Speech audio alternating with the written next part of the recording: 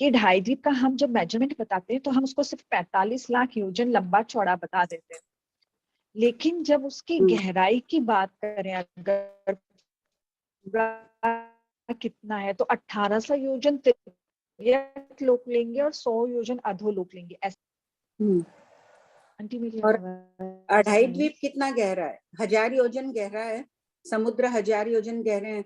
पाताल कलशों की अपेक्षा अलग बात है कि वो 1 लाख योजन के हैं, लेकिन बाकी 1000 योजन गहरा है ढाई द्वीप। दोनों समुद्र 1000 योजन के हैं। तो अपन जिस समय क्षेत्र का माप बताते हैं तो 45 लाख योजन लंबा चौड़ा हो गया, और अगर ऐसे डेप्थ की बात करें तो 1900 योजन बोल सकते हैं आंटी? नहीं 1000 तो योजन नहीं बोलना, 1900 योजन नहीं, तो उसमें 900 योजन तो तिर्यक तो लोक की ऊपर आकाश में नहीं बोलेंगे क्या आंटी? नहीं, अगर कोई ऐसे पूछो तो तिरछा लोक कितना है, तब तो फिर तिरछे लोक से संबंधित मेरू पर्वत का बोल ही देते हैं। 1 लाख योजन का, 1000 योजन गहराई है, 99,000 योजन ऊंचा है। अलग अलग एक एक चीज की विवक्षा करो तो अलग बात है। सामान्यतः मोटे तौर पे बात करते हैं तो 45 लाख योजन का है, भगवान ने यही फरमाया। तो फिर समय क्षेत्र की ऐसे गहराई कितनी मानेंगे?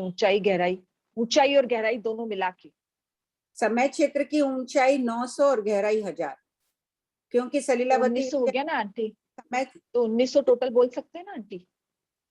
हाँ, ऊंचाई और गहराई अलग अलग बोलना पड़ेगा। हाँ फिर तिर्यक लोक ऊंचा से गया। संबंधित, कहीं कहीं तिर्यक लोक से संबंधित पर्वतों को भी कह दिया है, लाख योजन का बता दिया है कि ऊंचाई लाख योजन है, 99,000 योजन है। ये भी मिल रहा है शास्त्र में, ये शब्द भी है। तो मतलब अपने लिए युक्त नहीं है अपन 1900 हाँ, योजन भी अलग बोले अलग ही तो बोलना तो उचित है कि 1800 योजन का यो है, सलीलावती विजय की अपेक्षा 100 योजन नीचे, ऐसे ही विवक्षा करनी चाहिए जैसे भगवान ने की है। ठीक है, कृपा करें। विनीता जी, मैं पूछूं? विनीता जी। प्रणाम भाभी जी। भाभी जी, मेरे एक तो क्वेश्चन है कि ये उस दिन प्रयोग और मिश्र परिणत का प्रश्न चला था 12 तारीख की रिकॉर्डिंग में, कि ना अनीता जी ने पूछा आवाज पूरा लोक औदारिक, पूरा लोक, अब आ रही है आवाज? हाँ, अब आ रही है। हाँ, आपने उसमें बताया था कि ना पूरा लोक औदारिक वर्गणों से बना है, इसका क्या मतलब हुआ? औदारिक लोक वर्गणाओं से ठसाठस भरा हुआ है। अच्छा, सभी ठसा, हाँ, खाली औदारिक ही नहीं, सभी वर्गणाएं, परमाणु से लेकर और जितने भी ग्राह्य अग्राह्य सभी वर्गणाएं, प्रत्येक आकाश। हाँ हाँ ठीक है, अब समझ में आ गया। और एक ना आपने उसमें 2287, खैर क्वेश्चन देखने की जरूरत नहीं है, खाली इतना सही पूछ रहे हैं कि आशीविश लब्धि सत्ता में रहती है, तो भाभी जी ये अपर्याप्त अवस्था की बात हो रही थी, तो परभव की अपेक्षा कथन है कि वो पहले आशीविश था और लब्धि थी और अब इस भव में आ रहा है, तो उसके आशीविश लब्धि है। देव गति में जा रहा है तब तक उसमें विद्यमानता है, वो शक्ति तब तक रहती है। इस लब्धि का अपने मनुष्य गति की नहीं तो ये 15 पर कर्म भूमि के अपर्याप्ति तो लिए हैं, देखो सॉरी 15 नहीं सॉरी देवलोक के अपर्याप्ति तो लिए हैं देवों अच्छा, के। अच्छा तब ठीक है। तो फिर भाभी जी उनके यूज क्या हुआ? उनके यूज क्या हुआ? ज्ञानियों का ज्ञान है, उनको दिख रहा है कि इसमें अभी तक सामर्थ्य है। अपने बताते हैं कि अपर्याप्त अवस्था में आयु कर्म का बंध नहीं करते हैं, नेरिक देवता, ये वो क्या यूज, ज्ञान है। ज्ञान में रमण करने के लिए तत्व ज्ञान की हर चीज मिल रही है, तो अपर्याप्त विश्वलब्धि प्राप्त होती है क्या यही समाप्त हो जाती है? भगवान ने कहा नहीं, अपर्याप्त अवस्था तक उसमें वो संस्कार रहते हैं। कार्बन पेपर रख के लिखो, नीचे चला जाता है ना, वो संस्कार आ जाता है नीचे। तो उसी प्रकार यहाँ प्राप्त की हुई लब्धि वहां भी रह रही है, ये बता रहे हैं, सामर्थ्य बता रहे हैं। हाँ। अच्छा, एक है भाभी जी, ये क्वेश्चन नंबर 2354425 पेज 425 पेज, उसमें चक्षु दर्शनावण्य कर्म का उपसम आपने बताया कि सभी आत्म प्रदेशों से होता है। तो आत्म प्रदेशों पर होता है, क्या नंबर? पेज नंबर 425, ये 2354 क्वेश्चन में आपने बताया। हाँ बोलो। तो ना आपने ये बताया ना कि चक्षु दर्शनावर्ण्य कर्म का क्षेत्र सभी आत्म प्रदेशों पर होता है। हाँ, अच्छा, तो फिर अपने खाली आंख से फिर क्यों देख पाते हैं? बस उसका सामर्थ्य ऐसे ही है, किंतु चक्षु दर्शनावरणी से ही देखा जाता है, हाथ पांव आदि से नहीं दिखते हैं। उसका उपकरण यही है। नहीं तो फिर वो खाली इंद्रिय, तो वो खाली अवधि ज्ञान की अपेक्षा ही बता रहे हैं कि वो भाषा वर्गना के पुद्गलों को संपूर्ण आत्म प्रदेशों से ग्रहण करते हैं। खाली बोलते हैं यहीं से क्यों, कंठ से, पांव से तो नहीं बोलता है कोई भी। ग्रहण तो सभी जगह से कर रहे हैं पुद्गल। निसरण मनोवर्गना के पुद्गल भी सभी आत्म प्रदेशों से ग्रहण करते हैं। चिंतन मनन की अनुभूति कहाँ होती है? यहाँ होती है, हाथ में तो नहीं होती है चिंतन मनन की। हाथ को तो टेंशन नहीं होती है। और एक आपने बताया कि विभंग ज्ञान में नाभि के नीचे निशान बनेंगे और मिट जाएंगे। इसका मीनिंग नहीं समझ में आया। फिर वो लाइनें हो जाएगी, उसके माध्यम से वो देखेंगे। इसका क्या मीनिंग हुआ भाभी जी? हुआ कि ये जो कषाय पाहुड़ आदि जय धवला टीका में ये बात मिल रही है कि कोई विभंग ज्ञानी जिस ज्ञान उत्पन्न होगा, उसके नाभि के नीचे के अंगों में कोई चिन्ह उत्पन्न हो जाएंगे। जैसे हाथ आदमी कोई चिन्ह होते हैं ना, रेखाएं होती है, होता है, मछली होती है, उस टाइम से ये अशुभ चिन्ह उत्पन्न होंगे और उस स्थान से उसको विभंग ज्ञान प्रकट होगा। नहीं, फिर वो मिट जाएंगे। एक दो दिशा आदि के होंगे, अवधि होगा तो वो मिट जाएंगे, ऊपर की तरफ शुभ लक्षण प्रकट हो जाएंगे। जिसको एक दो दिशा आदि का होता है उसके लिए कहा गया है। अच्छा अच्छा। और एक श्वेता जी ने ना, एक मैं 2 बार सुनी पर नहीं समझ में आया। श्वेता जी ने एक वर्ड कहा था कि आपने बताया था कि संबंध स्रोत लब्धि। संबंध क्या, वो शब्द नहीं सुनाई। संभिन्न स्रोत लब्धि, ये 28 लब्धि संभिन्न, ये भेजा हुआ 28 लब्धियों के नाम गए हैं ना। हाँ, वो इतना तो मैं देखा। हाँ, उसमें नहीं, उसमें है ये पूरा। हाँ, अच्छा अच्छा अच्छा, ठीक है। और ये और पूर्वधर लब्धि का आचार्य श्री ने फरमाया है कि अगर एक पूर्व का ज्ञान न हो तो भी वो पूर्वधर लब्धि वाला ही कहलाता है। अच्छा, वो श्रेया जी का डाउट था उस दिन, श्रेया जी सिंघवी का। श्रेया जी आए हैं ना उनको? हाँ, आए, मैंने देखा नाम। और भाभी जी, यौगिकों को म्लेच्छ जाति क्यों कहते हैं? युगलिक म्लेच्छ के अंतर्गत नहीं है,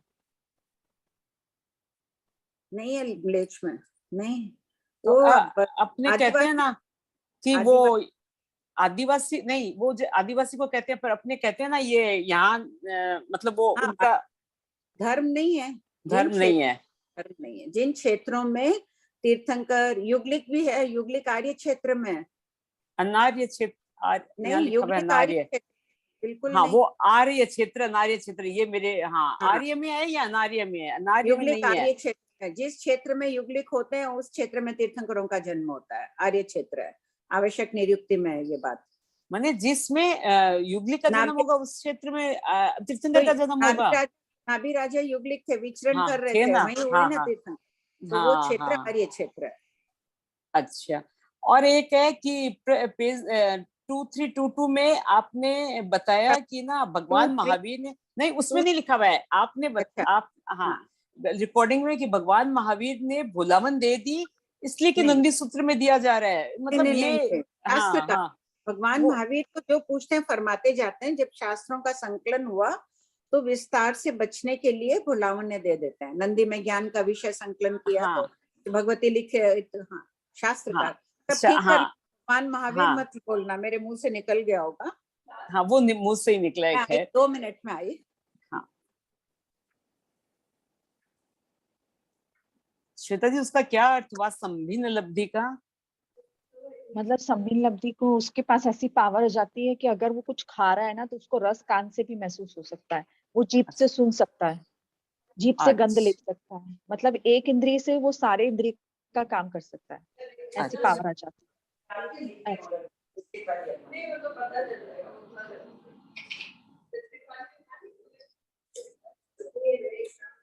बस लास्ट क्वेश्चन है, औरों का भी होगा ना, मेरे कई हो गए इतने दिन बाद।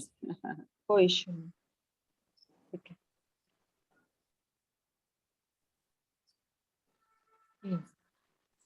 आज आंटी ने जो भेजा था ना उससे मुझे लास्ट पॉइंट समझ में नहीं आता। स्त्री तीर्थंकर का लास्ट पॉइंट लिखा है कि जो स्त्री तीर्थंकर होते हैं वे अविनस्त नहीं रहते। अविनस्त का क्या मतलब? नग्न नहीं रहते ऐसे, क्योंकि उस पर तो ये लिखा है कि वह देवदुष्य वस्त्र हो गए, वस्त्र है या अविनस्त नहीं रहते। पूरा पढ़ा, सबको समझ आ रहा है, लेकिन वो चीज समझ में है, उसको रोटेट कर रहे हैं।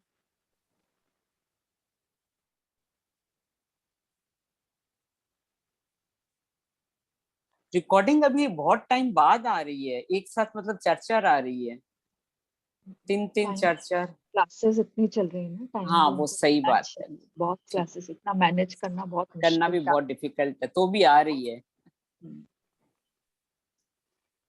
जैन संस्कार पाठ्यक्रम की बहुत क्लासेस चल रही है ना, 12 भाग की कितनी क्लासेस है।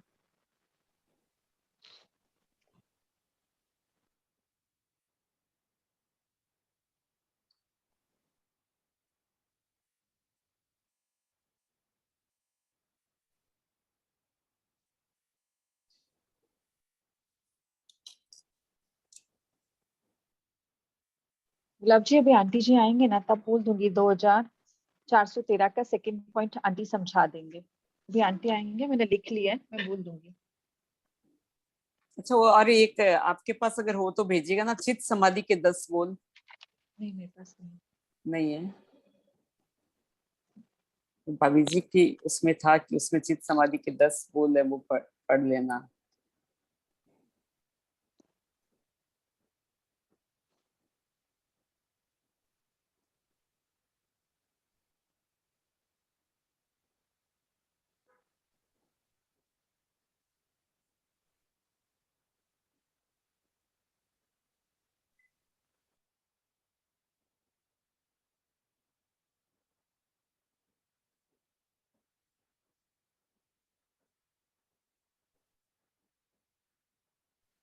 एक और चीज कि बीकानेर में बुक्स आ चुकी है। एक दो जने जिन्होंने मुझसे पूछा ना आज फोन करके कि उनको बुक्स मंगानी है, बुक वापस मैसेज जो है ग्रुप में आज फॉरवर्ड हो जाएगा। व्हाट्सएप वो फोन नहीं उठाते, आप लोग पेमेंट करिएगा और उसका जो स्क्रीनशॉट है वो भेज दीजिएगा, तो फिर आपकी बुक आ जाएगी। काफी लोगों की तो डिलीवर भी हो चुकी है। मेरी बहुत पहले दी हुई थी, आई नहीं है, बहुत टाइम हो ये गया। मेरी भी 22 जुलाई की अभी तक आई हाँ, नहीं है। आई नहीं है अब ना, आएगी। आ अब जाएगी आएगी, आ जाएगी। पर काफी जनों की पहुंच चुकी है। अभी इसमें भी टाइम, वो इसके बाद तो शिवसम का थोकड़ा होगा ना। शिवम का टुकड़ा कितना सा, इतने से पतले से होके 2-3 क्लास में हो जाएगा बस। हाँ, 2 3 क्लास में लग जाएगी।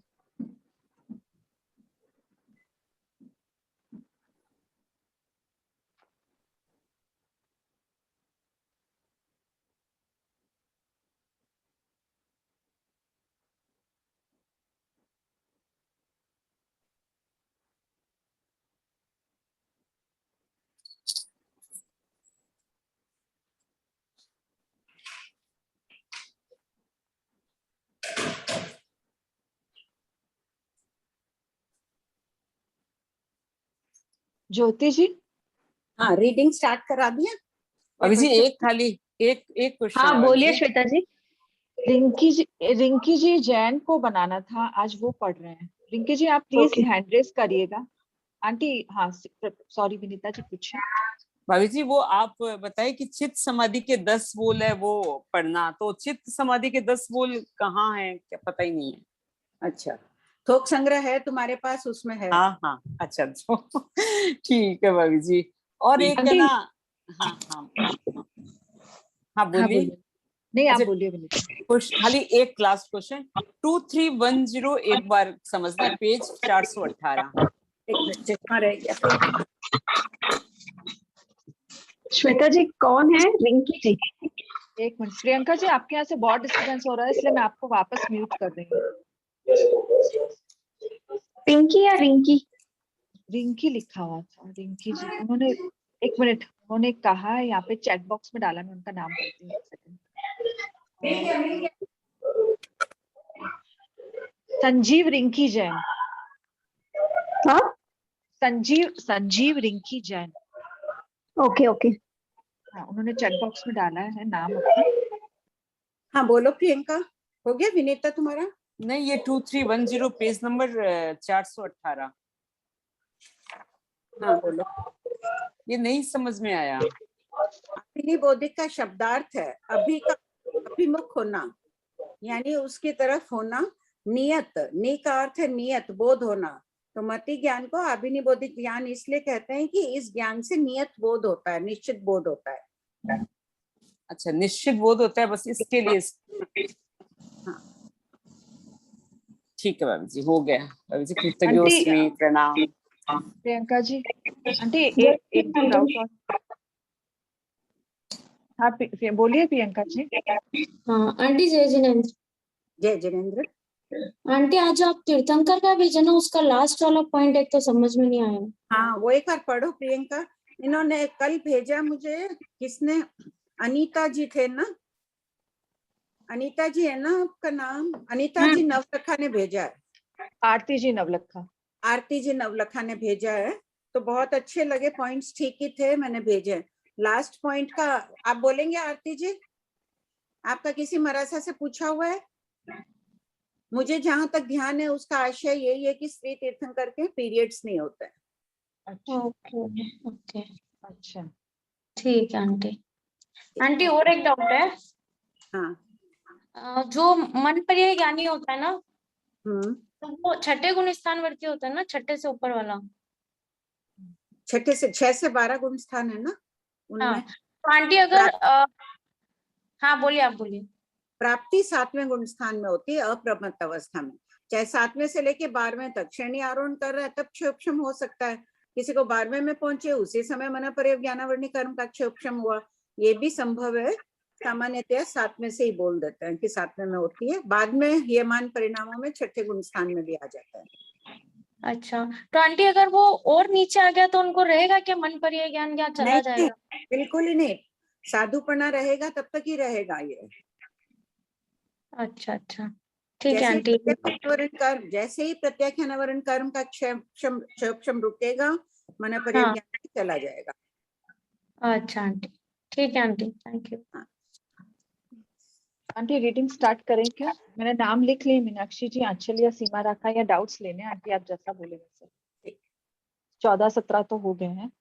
आंटी ये गुलाब जी को है ना, गुलाब जी पूरा को 2413 का सेकंड पॉइंट समझ में नहीं आया।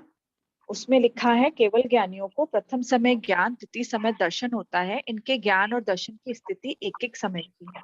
हाँ, एक ही समय, जैसे छद्मस्त के ज्ञान की स्थिति अंतर मुहूर्त, दर्शन की स्थिति अंतर मुहूर्त होती है, किंतु केवल ज्ञानियों को मात्र एक समय ज्ञान होता है, केवल ज्ञान, एक समय केवल दर्शन। बस हर एक समय बाद वो बदलता ही रहता है उनका ज्ञान और दर्शन।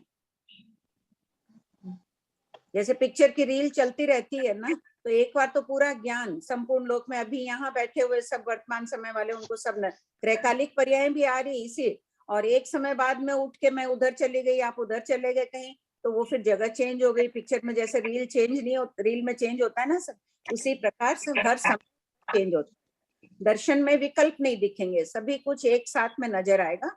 ज्ञान में हर वस्तु अलग अलग दिखाई देती है। ठीक है, आत्मा का कितना अद्भुत सामर्थ्य है, ये चिंतन करो इसमें। रिंकी जी क्वेश्चन। छद्मस जीवों के तो एक समय का कोई विषय नहीं होता है, एक समय में उन्हें बोध ही नहीं होगा छद्मस जीवों को। रिंकी जी क्वेश्चन नंबर 2439 से पढ़ना है, पेज नंबर 439। तीन जनों के नाम लिखे हैं, 2413, सॉरी मीनाक्षी जी, आंचलिया, सीमा जी राका, और एक किसी का रेडमी था। फिर जब नेक्स्ट होगा तब आपको अनम्यूट कर दिया जाएगा 3 बजे। ठीक है, बढ़िया।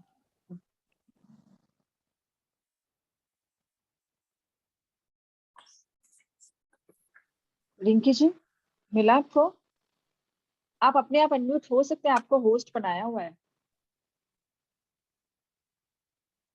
किया मैंने आपको रिंकी जी अनम्यूट का। हाँ ठीक है, पढ़िए। क्वेश्चन नंबर प्लीज बता दीजिए एक बार। 2439 2439, पेज नंबर 439। ओके ओके, बोलूं? हाँ जी। हाँ पढ़िए। क्या जगन्य मति ज्ञान में भी अवग्रह आदि होता है? आंसर हाँ होता है। प्रश्न 2440, उत्कृष्ट मति श्रुत ज्ञान किसे होता है? उत्तर, चरित्र धारण करने वाले संयमी महापुरुषों को ही उत्कृष्ट मति श्रुत व अवधि ज्ञान होता है। प्रश्न 2441, श्रुत ज्ञान का विकास किस प्रकार किया जा सकता है? उत्तर, अनुप्रेक्षा, चिंतन, तर्कना शक्ति रूप मति ज्ञान के विकसित होने पर ही श्रुत ज्ञान विकसित हो सकता है।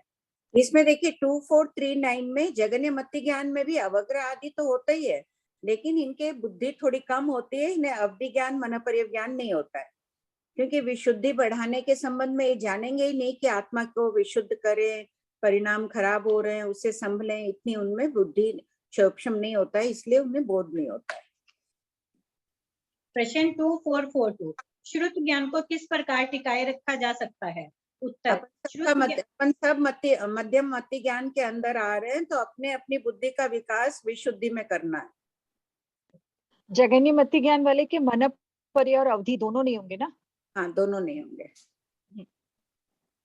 श्रुत ज्ञान को टिकाए रखने के लिए समृद्धि धारणा रूप मति ज्ञान आवश्यक है, अन्यथा श्रुत ज्ञान टिक नहीं सकता। श्रुत ज्ञान की तीव्रता मंदता का कारण मति ज्ञान है, किंतु मति ज्ञान की तीव्रता मंदता का कारण श्रुत ज्ञान नहीं है, जैसे बालक भी बुद्धिमान हो सकता है।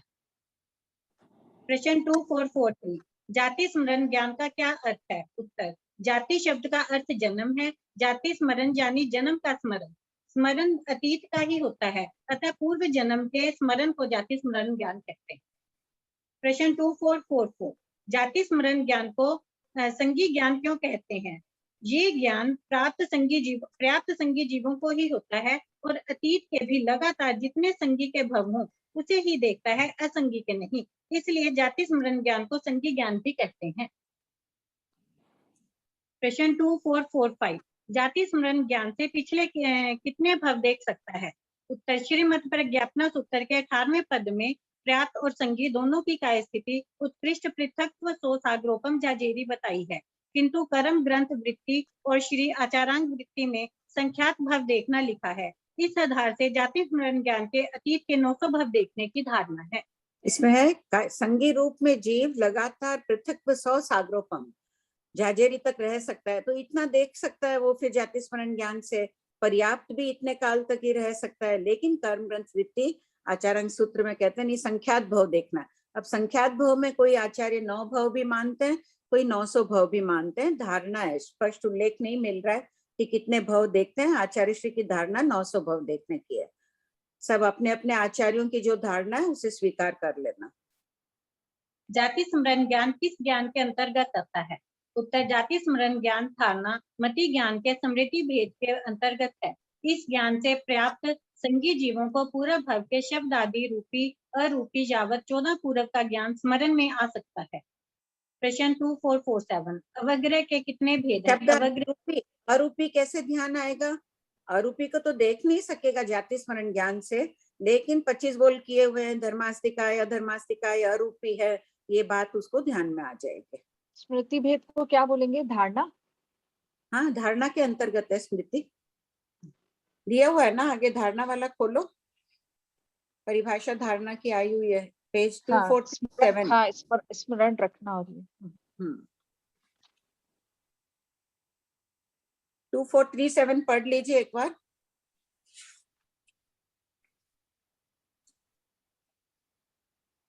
पिंकी जी। धारणा धारण करना, स्मरण करना, हृदय में स्थापित करना, अवाय के द्वारा निश्चय किए गए ज्ञान को अंतर मुहूर्त तक दृढ़ता पूर्वक स्मरण। अंतर मुहूर्त तक कटवा दिया था क्योंकि अंतर मुहूर्त नीचे आ गया है। ओके, ज्ञान को दृढ़ता पूर्वक स्मरण में रखना। इसकी स्थिति जगन्य अंतर मुहूर्त उत्कृष्ट असंख्यात काल, संख्यात वर्ष की आयुष वालों की अपेक्षा संख्यात काल की और असंख्यात वर्ष की आयुष वालों की अपेक्षा असंख्यात काल की स्थिति है, जैसे बचपन की बातें याद है। युगलिकों की असंख्यात काल की स्थिति है, 3 पल 1 पल आदि वाले हैं, उन्हें भी अपने बचपन याद रहती है, तो असंख्यात काल पुरानी बातें याद रहने की अपेक्षा है। अब 2447 से ये वापस लिंक कीजिए।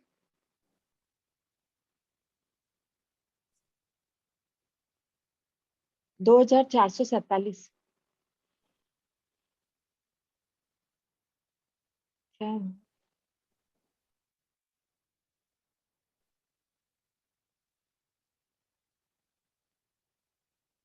क्या हुआ? पता नहीं। रिंकी जी एग्जिट हो गए, आप म्यूट हो गए क्या? किसी को दिख रहे हैं कि जी।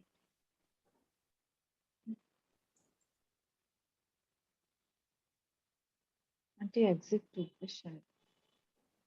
कोई कारण हो गया होगा। और कोई पढ़ लो। हाँ।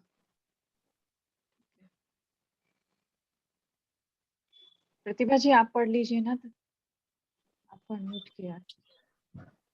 हाँ प्रणाम भाभी जी, जय जिनेन्द्र। जय जिनेन्द्र, पढ़ो। अवग्रह के कितने भेद हैं? अवग्रह के 2 भेद हैं, अर्थावग्रह और व्यंजनावग्रह। 2448। अर्थावग्रह पहले होता है या व्यंजनावग्रह? व्यंजनावग्रह पहले होता है, उसके बाद एक समय का अर्थावग्रह होता है। 2449। व्यंजनावग्रह शब्द का संधि विच्छेद करके उसकी परिभाषा लिखिए। व्यंजन यानी संबंध और अवग्रह यानी बोध, इंद्रिय और पुद्गल के संबंध को व्यंजन अवग्रह कहते हैं। जैसे अभी सुन रहे हैं शब्द, तो जो बोल रहे हो उसके भाषा वर्णना के पुद्गल आ गए इंद्रिय में, उनका संबंध हुआ, उसके बाद में बोध होगा।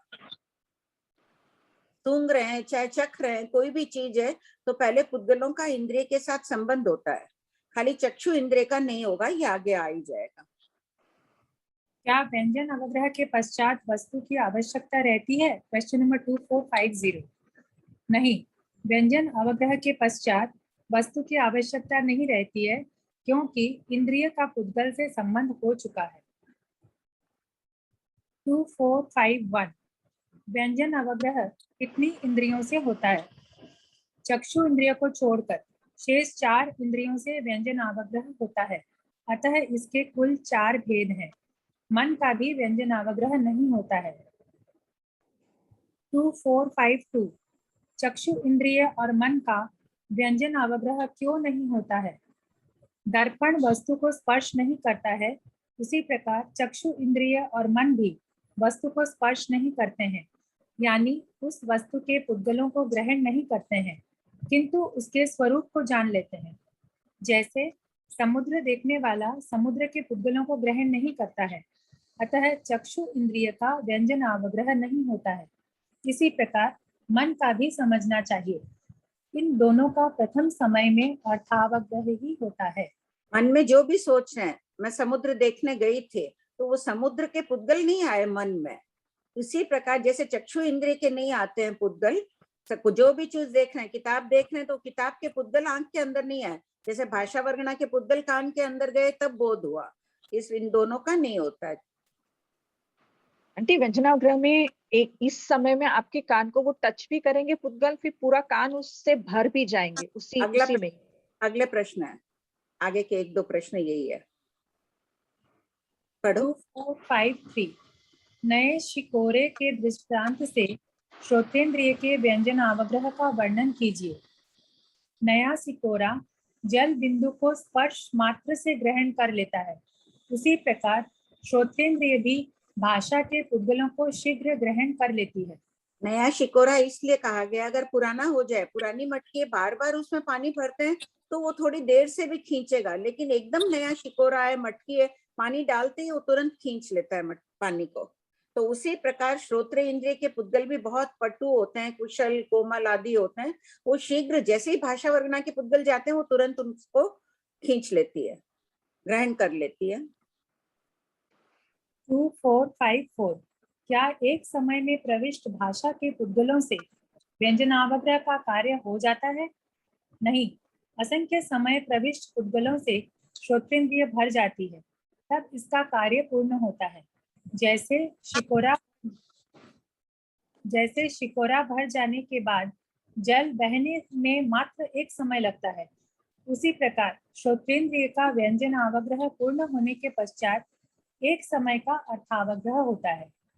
इसी प्रकार घ्राणेन्द्रिय, रसनेन्द्रिय और स्पर्शनेन्द्रिय का जानना चाहिए, किंतु ये तीनों इंद्रियां श्रोतेंद्रिय जितनी पटु कुशल नहीं है, इसलिए शीघ्रता से पुद्गलों को ग्रहण नहीं करती है। 2455। श्रोतेंद्रिय भाषा के पुद्गलों को शीघ्र ग्रहण क्यों करती है? श्रोतेंद्रिय के पुद्गल बहुत कुशल होते हैं, एवं भाषा के पुद्गल भी बहुत सूक्ष्म, छोटे और भावुक, कोमल होते हैं, इसलिए श्रोत्रेंद्रिय भाषा के पुद्गलों को शीघ्र ग्रहण कर लेती है। इंद्रिय भी कुशल है अपने कार्य में, और जो भाषा के पुद्गल हैं वो भी बहुत छोटे हैं, कोमल है, तो शीघ्रता से इंद्रिय ग्रहण कर लेती है। आंटी, श्रोतेंद्रिय का व्यंजनावग्रह सबसे छोटा, उसका अंतर्मुहूर्त, फिर बाकी इंद्रियों का उसकी तुलना में अंतर्मुहूर्त बड़ा होता जाएगा। हाँ। 2, 4, 5, 6 घ्राणेन्द्रिय, रसनेन्द्रिय और स्पर्शनेन्द्रिय पुद्गलों को शीघ्र ग्रहण क्यों नहीं करती है? पॉइंट नंबर 1, ये तीनों इंद्रियां श्रोतेंद्रिय जितनी कुशल नहीं है, उत्तरोत्तर मंद है। पॉइंट नंबर 2, इनके पुद्गल क्रमशः बादर और मंद कोमल हैं। जैसे घ्राणेन्द्रिय से क्रमशः शब्द दिया है ना, घ्राणेन्द्रिय के श्रोतेंद्रिय से मंद है, रसनेन्द्रिय के घ्राणेन्द्रिय से भी मंद है, स्पर्शेंद्रिय के उससे भी मंद है। जैसे अग्नि के स्पर्श मात्र से लोहा और अग्नि एक में नहीं होते हैं, उसी प्रकार इन तीनों इंद्रियों का भी व्यंजन अवग्रह पुद्गलों से संबंध श्रोत्रेंद्रिय जितना शीघ्र नहीं होता है। 2, 4, 5, 7 आचार्य महाराज कितने अच्छे सरल उदाहरण देके हमें समझा देते हैं बात को। यहाँ लोहे का उदाहरण दे दिया और वहां पे शिकोरे का दे दिया है। 2, 4, 5, 7 व्यंजन अवग्रह की स्थिति कितनी है? व्यंजन अवग्रह की स्थिति जघन्य स्थिति आवलिका के असंख्यात्मी भाग, उत्कृष्ट पृथकत्व श्वासोच्छ्वास है। 2, 4 तो भाई जी अंतर्मूर्त अपने अभी बोले ना कि असंख्यात आवलिका के असंख्यात में भाग में भी अंतर्मुहूर्त तत्व है, 2 समय का भी अंतर होता है, अंतर्मुहूर्त होता है। नहीं, उत्कृष्ट जो ले रहे हैं ना, उत्कृष्ट पृथकत्व श्वासोच्छ्वास, हाँ वो भी अंतर्मुहूर्त ही है। अच्छा। क्वेश्चन नंबर 2, 4, 5, 8 व्यंजन अवग्रह की उत्कृष्ट स्थिति किस अपेक्षा से है? मंद, क्षयक्षम अथवा दूरी से आए पुद्गलों की अपेक्षा उत्कृष्ट स्थिति जानना चाहिए। किसी का मंद क्षोक्षम हो, यहाँ जैसे बादल गरज रहे, बहुत दूर गरज रहे हैं, तो वो थोड़ी देर बाद सुनाई देंगे वो पुद्गल। 2, 4, 5, 9 व्यंजन अवग्रह को मति ज्ञान के भेद में क्यों लिया गया है? ज्ञान तो हुआ ही नहीं, खाली पुद्गल का संबंध हुआ है, तब प्रश्न उठ रहा है कि क्यों लिया इसको मति ज्ञान में, खाली पुद्गल आके स्पर्श किए हैं। ज्ञान की पूर्व भूमिका होने के कारण, अर्थात पुद्गलों से संबंध के बिना ज्ञान नहीं हो सकता है, इसलिए व्यंजन अवग्रह को ज्ञान में लिया गया है। 2, 4, 6, 0 क्या व्यंजन अवग्रह के बाद अर्थावग्रह, इहा, अवाय, धारणा क्रमानुसारी होते हैं? हाँ, क्रमानुसार ही होते हैं। 2, 4, 6, 1 अर्थावग्रह का संधि विच्छेद कीजिए। अर्थ अर्थात कारण प्लस अवग्रह यानी बोध, ज्ञान। 2, 4, 6, 2 यानी व्यंजना अवग्रह के कारण ज्ञान हुआ। अर्थ का शब्द, अर्थ के अनेक शब्द होते हैं, कहीं अर्थ का शब्द सार भी आता है, यहाँ अर्थ का अर्थ कारण है, कहीं अर्थ का भावार्थ अर्थ लेते हैं, तो यहाँ कारण है, तो व्यंजना अवग्रह के कारण ज्ञान हुआ, इसलिए इसे अर्थावग्रह कहते हैं।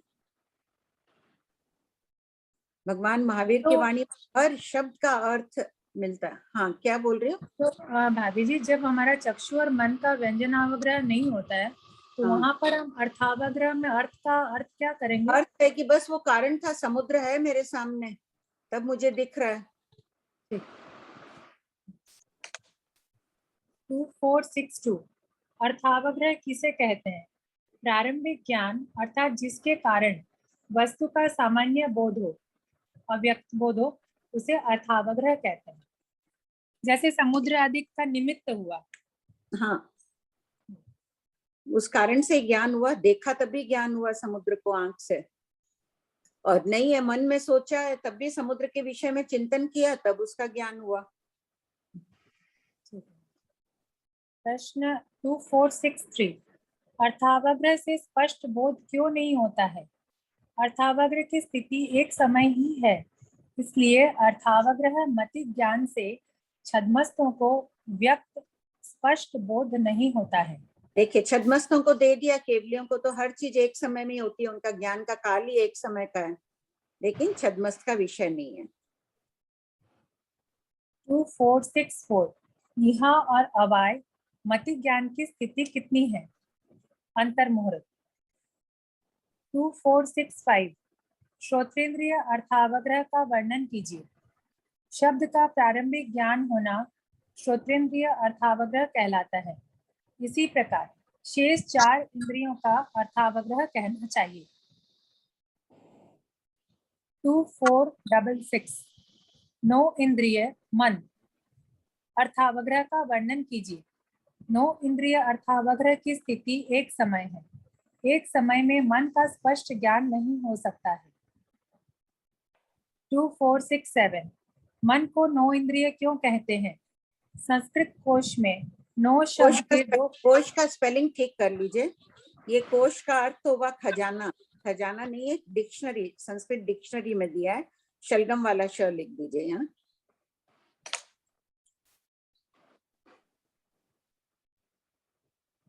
हाँ, पढ़िए, पढ़ो। संस्कृत कोश में नो शब्द के 2 अर्थ कहे गए हैं, यथा नहीं और ईशत। ईशत यानी अल्प, थोड़ा।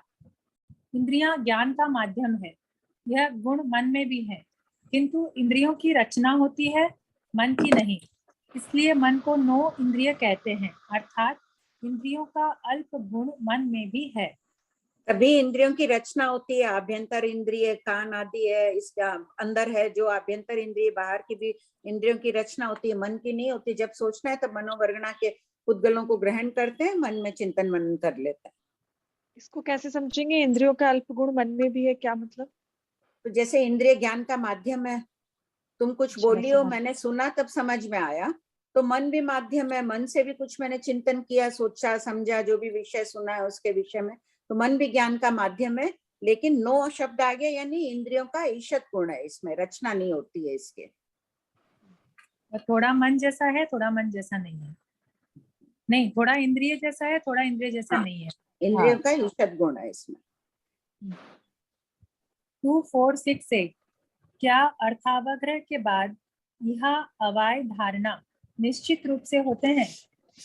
नहीं, अर्थावग्रह के बाद जिज्ञासा न हो या विषयांतर हो जाए या काल कर जाए तो यह आदि नहीं होते हैं। जैसे किसी ने सिर्फ अवग्रह किया, किसी ने अवग्रह यह किया, किसी ने अवग्रह यह अवाय किया, किसी ने चारों यानी धारणा भी की।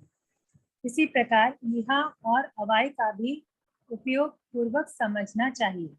जैसे कोई हुआ, यह और अवाय का भी समझना चाहिए, यानी कोई किसी ने अवग्रह किया और यह किया, उसके बाद उसका ध्यान हट गया, काल कर गया, या इंटरेस्ट नहीं थी उस बात में, ध्यान ही नहीं दिया, तो फिर उसने आगे किया ही नहीं, अवाय और धारणा की ही नहीं।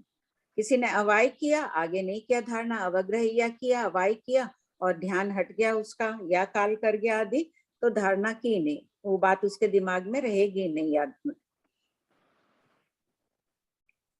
2469 इंद्रियों को अवग्रह यह आदि का बोध किस प्रकार होता है? मति श्रुत ज्ञानावर्णीय और चक्षु अचक्षु दर्शनावर्णीय कर्म के क्षोभम के कारण इंद्रियों को बोध होता है। 2470 तो जड़ है, आज कान है, आत्मा ही नहीं रहेगी तो कुछ सुना ही नहीं पड़ेगा, इसमें क्षोभम चल रहा है, उसकी प्रवृत्ति हो रही है, इसलिए इंद्रियों के द्वारा ज्ञान होता है। मूल कारण कमी है। और अंतराय कर्म को हम यहाँ पे विवक्षा नहीं करें, बाकी हर काम में अंतराय का क्षोभम भी निमित्त तो बनता ही है ना। ऐसे तो सभी कर्मों का निमित्त बनता ही है। मुख्य रूप से 2 इंद्रियों में शुद्ध ज्ञानावर्णी और इन्हीं का चक्षु अचक्षु दर्शनावर्णी कारण। 2470 का क्षोभम अभिक्षोभम का थोपड़ा चले गई, सभी जीवों के अनादिकाल से चल ही रहा है, उसके बिना कार्मन वर्गना को भी कैसे ग्रहण करेगा जीव? कर्म आहार आदि के पुद्गल भी जो लेते हैं, सभी अंतराय कर्म के क्षोभम के कारण ही ले पा रहे हैं। शरीर में शक्ति है तब आहार कर रहे हैं, तब कर्म ग्रहण कर रहे हैं, नहीं तो वो भी रुक जाएगा, उसका क्षोभम रुक जाए तो जीव अजीव ही बन जाएगा, जो कभी होता नहीं है। 2470 द्रव्य इंद्रियों की प्राप्ति कौन से कर्म के उदय से होती है? अंगोपांग नाम कर्म के उदय से इंद्रियों की प्राप्ति होती है। 2471 क्या असंगी जीवों में अवग्रह इहा अवाय धारणा होता है? असंगी जीवों में इंद्रिय संबंधी अवग्रह इहा अवाय धारणा होता है, किंतु मन संबंधी अवग्रह इहा अवाय धारणा नहीं होता है। भाभी जी, उनमें धारणा कैसे होगी? मन नहीं होगा तो धारण कैसे करेंगे ज्ञान को वो? इसको इंद्रिय मति ज्ञान कर्म के क्षोभम से धारणा, कोई बात ध्यान रह जाती है कि कोई गाय आदि हो, हमें उस स्थान पर हमेशा खाना मिलता है, तो उन्हें वो इतनी ऐसी छोटी छोटी बातें ध्यान रह जाती है। नहीं, अपने ऐसे मतलब ऐसे स्थूल बुद्धि से अपने ऐसे समझ रहे हैं ना कि भाई मन है तब अपने को याद रहता है, तो उनके मन नहीं है तो वो धारण करेंगे कहाँ पे? मतलब असंगी के भव में अपन ने भी धारणा की है, खाने पीने आदि की सामान्य वस्तुओं की धारणा हो जाती है कि एक इस जगह ये चीज मिलती है, वहां तालाब है, वहां पानी है, वो उन्हें याद रह जाता है। खाली मन ही काम नहीं कर रहा है ना, क्षोभम भी काम कर। बेल होती है पेड़ की तरफ ही क्यों बढ़ती है? हाँ, इसे और स्पष्ट।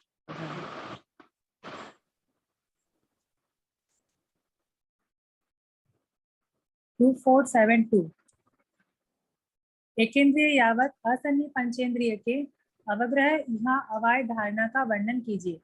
एकेंद्रिय में एक इंद्रिय का, बेइंद्रिय में दो इंद्रियों का, यावत असन्नी पंचेंद्रिय में पांचों इंद्रियों का अवग्रह यहाँ अवाय धारणा होता है।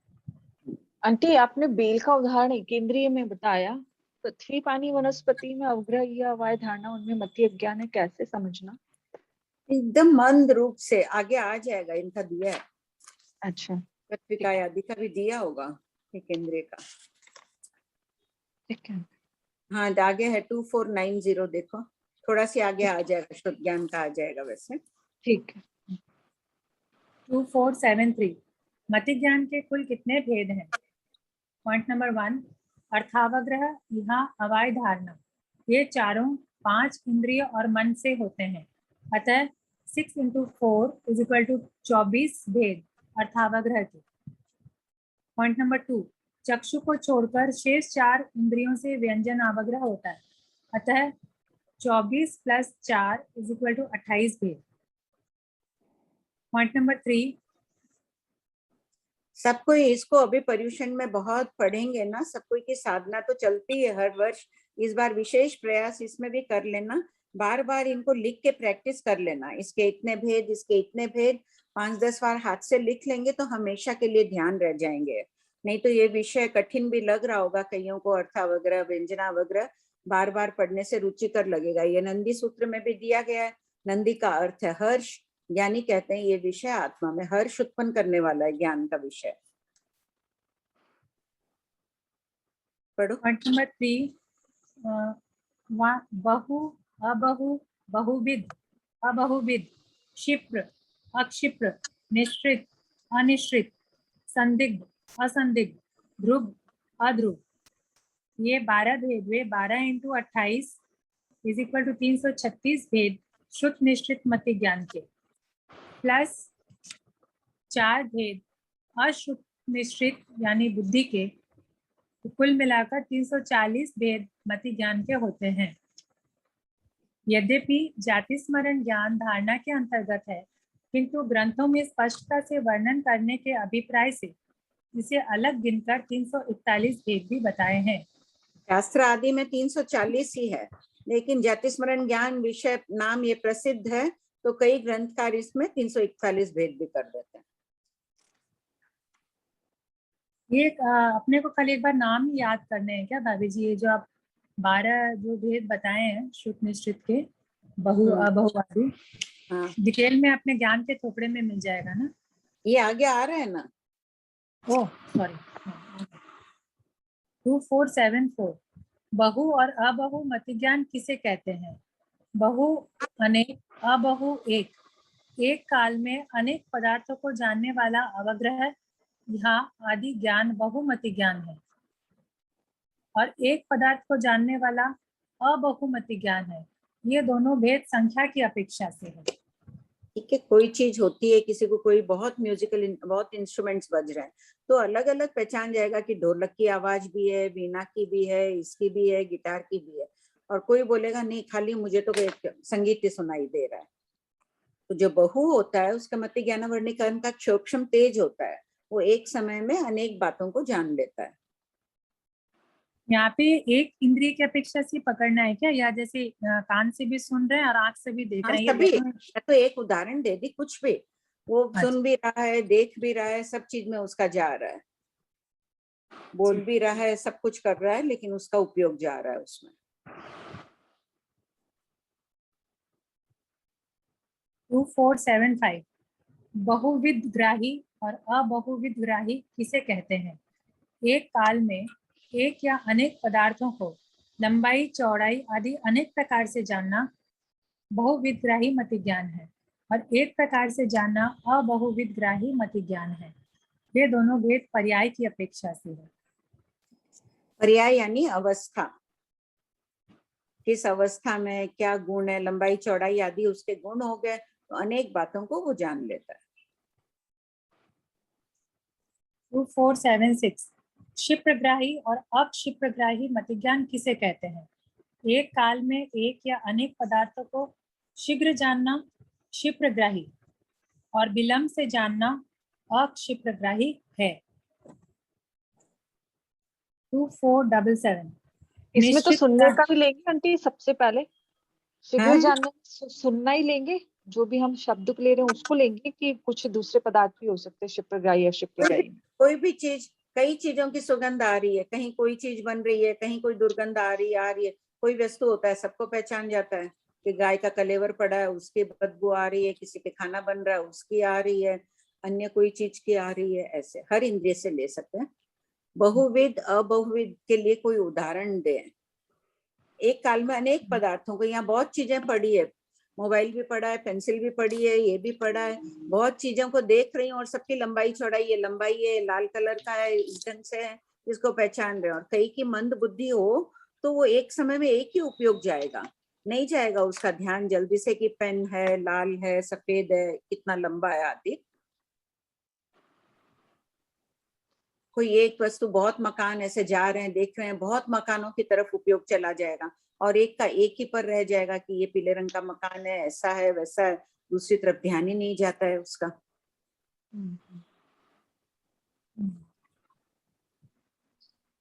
निश्चित ग्राही जैसे नहीं, इसमें क्षिप्रग्राही में है जल्दी जानना, जैसे बारिश आती है, बहुत मन कई बार होता है मरासा और गोचरी वगैरह में जाते नहीं है कि बारिश, हम लोग देखते हैं तो लगता है बारिश है ही नहीं, आप जा सकते हैं, और उनको छोटी छोटी महीन बूंदे होती है, वो भी उनको दिख जाती है, जल्दी से जल्दी पहचान जाते हैं। जब वो बोलते हैं तब हम भी ध्यान से देखते हैं तो बाद में दिखती है वो बूंदे, तो भी नहीं दिखती आंटी कितनी बार तो वो तो जब बोलते हैं कि झटके तो भी मेरे को तो दिखती नहीं है। हाँ, पढ़ो। 2477 निश्चित ग्राही आधार से जानना मति ज्ञान किसे कहते हैं? गंध से फूल का ज्ञान होना निश्चित ग्राही मति ज्ञान है। एक उदाहरण है तो सभी इंद्रियों से वैसे समझ लेना चाहिए। जैसे कोई स्वाद मुंह में आई तो हम लोग समझ गए उसमें ये चीज मिली भी है इस वस्तु में। किसी के पाँव की आवाज सुनकर पहचान गए कि वो आ रहा है या ये कर रहा है, तो आधार हो गया ना इसमें। लेकिन आधार तो सब में ही रहेगा ना, कोई ना कोई आधार तो सब में रहेगा ही ना। क्वेश्चन पढ़ो। अनिश्चित ग्राही 2478 अनिश्चित ग्राही अनुमान से स्वरूप से जानना मति ज्ञान किसे कहते हैं? अनिश्चित ग्राही मति ज्ञान को इस दृष्टांत से समझा जा सकता है, जैसे बुढ़िया के हाथ से मटका टूटने पर निमित्तज्ञ ने अनुमान लगाया कि जिस प्रकार मटके की मिट्टी में ही मिल गई, उसी प्रकार वर्षों पूर्व परदेश गया हुआ पुत्र उसे शीघ्र मिल जाएगा।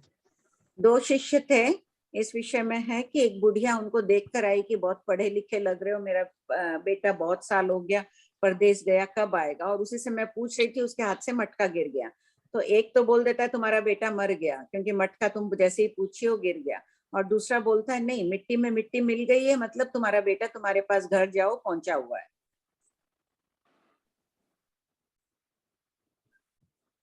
तो उसने अनुमान लगाया, अनुमान से लगा, अनुमान से उसने जवाब दिया।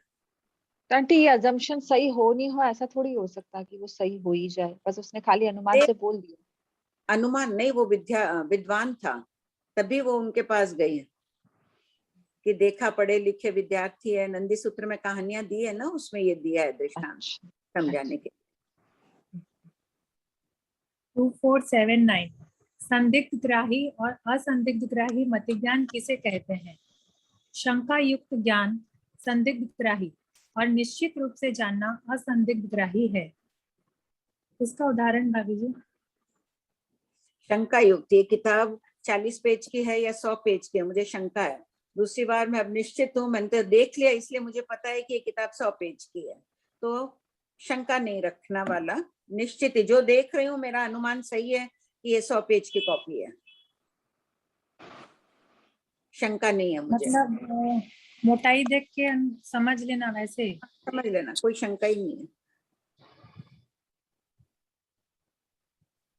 मैसेज आया है सपना जी का कि रीडिंग बहुत अच्छी कर रही हो प्रतिभा। पढ़। 2480 ध्रुवग्राही और अध्रुवग्राही मतिज्ञान किसे कहते हैं? सदा ही बहुआदि रूप से जानना ध्रुवग्राही और कभी बहुआदि रूप से और कभी अबहुआदि रूप से जानना अध्रुवग्राही है। हमेशा एक सूक्ष्म अच्छा है, बहुत चीजें एक साथ जान लेते हैं, और कभी तो बहुत चीजें एक साथ जानते हैं, कभी नहीं जानते हैं, कभी थोड़ा ही जानते हैं, तो वो हो गया अध्रुवग्राही। अध्रुव यानी अशाश्वत, ध्रुव यानी शाश्वत।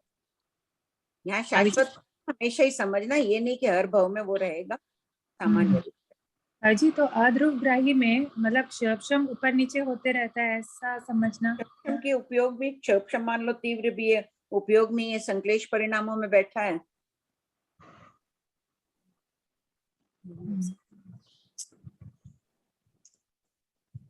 क्वेश्चन 2481 बहुविध आदि उपर्युक्त 12 बोलों में विशिष्ट क्षम के बोल कौन कौन से हैं? बहुविध, क्षिप्रग्राही, अनिश्चितग्राही, असंदिग्ध और ध्रुवग्राही, ये 6 बोल मति ज्ञानावर्णीय कर्म के विशिष्ट क्षम उपयोग की एकाग्रता और अभ्यास आदि असाधारण अंतरंग कारण से होते हैं। शेष 6 बोल मति ज्ञानावर्णीय कर्म के मंद क्षम। अभ्यास आदि असाधारण कारण को तो कर लीजिए, अभी बहुत अभ्यास करना है पर्युषण के दिनों में। हाँ बोलिए। शेष 6 बोल मति ज्ञानावर्णीय कर्म के मंद क्षम उपयोग की विक्षिप्तता और अनभ्यस्तता से होते हैं। 2482 तो ये बात तो है भाभी जी, पढ़ते पढ़ते कितनी चीजें समझ आ गई ना, तो फिर ये अभ्यास ही हो गया एक तरह से। उपयोग की विक्षिप्तता कैसे आंटी? उपयोग विक्षिप्त यानी स्थिर नहीं, कभी किस में जा रहा है, कभी किस में जा रहा है, स्थिर नहीं है। अस्थिर लिख देना भाभी जी यहाँ पे, हम लोग अपना समझने के लिए। क्या लिख दें? अस्थिरता लिख। हाँ, सामान्यतः तो विक्षिप्त किसे, अनभ्यस्तता पूछ रहे हैं। अनभ्यस्तता यानी अभ्यास नहीं करने से। अभ्यास करो हमेशा की 4-5 चीज सुनाई पड़ जाए या देख, नहीं करो तो फिर नहीं होता है, बहुविध नहीं होगा। अगर अभ्यास करोगे तो क्षम बढ़ जाएगा। अगला प्रश्न है ना 2482 क्या अभ्यास से भी क्षम को बढ़ाया जा सकता है? हाँ, बढ़ाया जा सकता है। कितने ही गाथाएं याद कर लो, कितने ही सीख लो, थोड़े दिन नहीं दोहराओ तो भूल जाते हैं ना, क्योंकि क्षम जन्य है अपना ज्ञान। पूर्वों का ज्ञान भी विस्मृत हो जाता है, नहीं फेरते हैं तो। 2483 मति अज्ञान किसे कहते हैं? मति ज्ञानावर्णीय कर्म के क्षम के साथ मिथ्यात्व मोहनीय का उदय हो तो जीव मति अज्ञानी कहलाता है, अर्थात मिथ्या दृष्टि की मति को मति अज्ञान कहते हैं। 2484 क्या मति अज्ञानी भी उत्पत्ति की बुद्धि संपन्न होते हैं? हाँ, किंतु इनका बोध मोक्ष के हेतुभूत नहीं होता है, इसलिए ये अपनी बुद्धि का प्रयोग भौतिकता पुद्गलों के लिए ही करते हैं। मति अज्ञान के भी 340 + 1 = 341 भेद होते हैं। भौतिक शब्द का अर्थ होता है पुद्गल। बहुत बुद्धि संपन्न होते हैं मति अज्ञानी भी। आंटी डाउट्स ले लें एक बार, फिर वापस बहुत दिनों का गैप पड़ जाएगा पोजीशन में। प्रतिभा जी आप पहले पूछ लीजिए ना, हाँ। आपका क्या मैं डाउट पूछ रही थी कि ना जाति स्मरण ज्ञान तो हम पिछले जन्मों से या मतलब कई जन्मों से कनेक्ट कर रहे हैं, जबकि हमने इधर कहा कि एक मिनट वो था ना कि असंख्यात, एक सेकंड वो था, हाँ क्वेश्चन नंबर 2437 का जो लाइन है, लास्ट वाली लाइन के पहले वाली लाइन, कि उसकी संख्यात काल की और असंख्यात वर्ष की आयुष्य वालों की अपेक्षा। तो हाँ। असंख्यात वर्ष की आयुष्य में तो फिर हम एक जन्म से हम प्रतिबद्ध हो गए, जबकि हम जाति स्मरण ज्ञान को कई जन्मों तक ले जा रहे हैं। तो ये 900 भव ही तो ले जा रहे हैं। 900 भव में कितना काल होगा? हाँ वही तो मैं कह रही हूँ कि असंख्यात वो वर्ष की आयुष्य वाले से हम लिमिट क्यों कर रहे हैं उसको, मतलब मेरा कहने का तात्पर्य। नहीं तो संख्यात काल तक रहा है इस भव में, संख्यात काल की आयुष वाला है, वो देख रहा है तो पिछले 900 भव देख रहा है। अगर वो देव आदि के भव नहीं हुए तो संख्यात वर्ष का है। अगर मनुष्य तिर्यंच के करेगा तो भी 8 भव करेगा, संख्यात काल ही होगा उसका। और असंख्यात काल की स्थिति वालों को देख रहा है, अपने पूर्व भव के देव भव आदि देख रहा है, तो असंख्यात काल को भी देख लेता है। स्वयं के भी असंख्यात वर्ष पूर्व की बातें याद रह जाती है और पिछले भवों की भी असंख्यात भव पूर्व की बात याद हो। असंख्यात काल पहले के भव तो 900 ही होंगे। देवगति में जाके आया है, कोई पल्योपम तक रह गया, सागरोपम तक वहां रह गया, अभी एक ही भव देख रहा है, तो असंख्यात काल देखता है ना वो। तो भाभी जी तब फिर पृथकत्व 100 और जो वो आई थी ना यहाँ पे पृथकत्व 100 सागरोपम, तो ये तो अच्छा ये तो बता ही दिया प्रज्ञापन में। मतलब मान लीजिए कोई कंटिन्यूअस देवता या फिर असंख्यात वर्ष भी वाले बहुत तक किया ही है, तो फिर उसमें तो पृथकत्व 100 सागरोपम तो आराम से आ ही जाएगा उसके अंदर। तो नहीं आएगा, नहीं मान रहे तो उतना नहीं देखेगा। 900 भव में 7-8 भाव के हिसाब से ले रहे हैं। देव भव में गया आया करला पृथक 100 में 200 सागर ले आओ, ठीक है, लेकिन नहीं देखता है उतना। धारणा नहीं है, इस संबंध में उल्लेख नहीं है। तुम लोग तो 9 भव ही मान रहे हो। हाँ, तो कई आचार्य 9 भव मानते हैं, कई 900 भव मानते हैं। हो गया। 9 भाव में हम असंख्यात काल समझ ले, उत्कृष्ट तो असंख्यात काल ले ही सकते हो। ले सकते हैं। पल्योपम का एक भाव भी देवलोक का देखा तो असंख्यात काल हो गया। हाँ ठीक है, हो गया, मेरा यही था डाउट। आंटी है ना, एक मिनट अनीता जी, एक सेकंड। आंटी है ना, लास्ट क्लास में जो डाउट अधूरे रह गए थे उसमें एक क्वेश्चन नंबर था, इनका था पहला तो था विनीता जी का, जाति स्मरण ज्ञान शुभ लेशा में ही होता है, चाहे वो मिथ्यात्वी हो या सम्यकत्वी। ये उनका डाउट था विनीता जी दुग्गड़ का, इसको स्पष्ट कर दीजिए। जाति स्मरण ज्ञान, कोई भी ज्ञान प्राप्त होता है उस समय जीव शुभ लेशा में ही होता है। बाद में लेशाएं परिवर्तित होगी, परिणाम शुभ रहते हैं तभी प्राप्ति होती है। मति शुद्ध ज्ञान की समझ की प्राप्ति किस समय होती है? शुभ लेशाओं में होती है। अवधि की, मनपर्य की, जाति स्मरण आदि सभी की शुभ लेशाओं में होती है। परंतु मिथ्या दृष्टि को हो रहा तो भी हम इसको ज्ञान ही बोलेंगे। हैं? हाँ, जाति स्मरण ज्ञान ही बोलेंगे। हाँ, इसी नाम से प्रसिद्ध है ये। एक अन्नपूर्णा जी का था लास्ट क्लास का क्वेश्चन नंबर 2434, उनको सेकंड लाइन समझ नहीं आई, अवग्रह किसे कहते हैं। उसमें था कि निश्चय न से इसकी स्थिति एक समय और व्यवहार न से अंतर मौढ़त है। तो उन्होंने ये डाउट आया था कि इसको समझाइए। व्यवहार न से जैसे देखा, ज्ञानियों को तो दिख रहा है कि मैं टर्न हुई एक समय में, मुझे तो बोध ही नहीं हुआ। उनको लग रहा है अर्थावग्रह हो गया, एक झलक मिली, यहाँ पर्दा है। और मुझे ये जानने के लिए कि क्या चीज, थोड़ा भी झलक लेने में महसूस होगा, बहुत समय लगा। निश्चय मंस वास्तव में एक समय में हो जाता है, किंतु हमें अनुभूति नहीं होती है, हमें पता नहीं चलता है कि एक समय कितना सूक्ष्म है। पलक झपकाते हैं उतने समय में तो असंख्यात समय बीत जाते हैं। अनीता जी आप पूछ लीजिए। प्रणाम मासी। हाँ बोलो अनीता। जय जिनेन्द्र। जय जिनेन्द्र मासी। क्वेश्चन 2440 में उत्कृष्ट मति शुद्ध, पेज नंबर 2439। हाँ बोलो। 2440 उत्कृष्ट मति ज्ञान शुद्ध ज्ञान किससे होता है? तो इसमें लिखा है चारित्र धारण करने वाले संयमी महापुरुष को उत्कृष्ट मति श्रुत अवधि ज्ञान होता है। तो यहाँ मना पर्याप्त ज्ञान भी तो हो सकता है ना, मतलब चारों ही लिख सकते हैं ना? हाँ चारों ही लिख सकते हैं। मना पर्याप्त ज्ञान तो साधु को ही होगा और मति श्रुत और अवधि ज्ञान तो गृहस्थ को भी होता है, लेकिन उत्कृष्ट मति श्रुत अवधि ज्ञान भी साधु को ही होगा। हाँ लिख सकते हो, ठीक बात है। और सेकंड क्वेश्चन था कि ये जो है कि अर्थावग्रह की स्थिति एक क्वेश्चन 2463। हाँ बोलो। इसमें अर्थावग्रह की स्थिति एक समय ही है, तो और केवल ज्ञानियों का ज्ञान का समय भी एक समय ही है, तो हम मान ले कि केवल ज्ञानी को अर्थावग्रह या अवय धारणा सब उसी एक समय में हो जाता है। उनके तो अर्थावग्रह या कुछ होगा ही नहीं, क्योंकि मति ज्ञानावर्णी कर्म की लता ही नहीं है उनके आत्म प्रदेशों पर। ज्ञानावर्णी कर्म के पांचों कर्म लताएं नहीं है। ज्ञानावर्णी कर्म क्षय होता है तब केवल ज्ञान प्रकट होता है, आत्मा का गुण प्रकट। ठीक, thank you. Sheetal ji. Aunty जय जिनेंद्र। जय जिनेंद्र। आंटी ये जो हम पढ़ के कोई भी चीज को पढ़ के जो हमें जो ज्ञान होता है, जैसे हमारा अभी अंतर्गढ़ सूत्र में जैसे कृष्ण द्वारिका की वो सब बताते हैं, तो हम एक मन में माइंड में जो पिक्चर बनाते हैं तो उसको हम क्या मति ज्ञान के अंदर लेते हैं आंटी? हाँ, कि वो शुद्ध ज्ञान के अंदर आता है, क्योंकि हमने श्रुत से सुना और चिंतन मनन तो किया, फिर मति से ही रहा।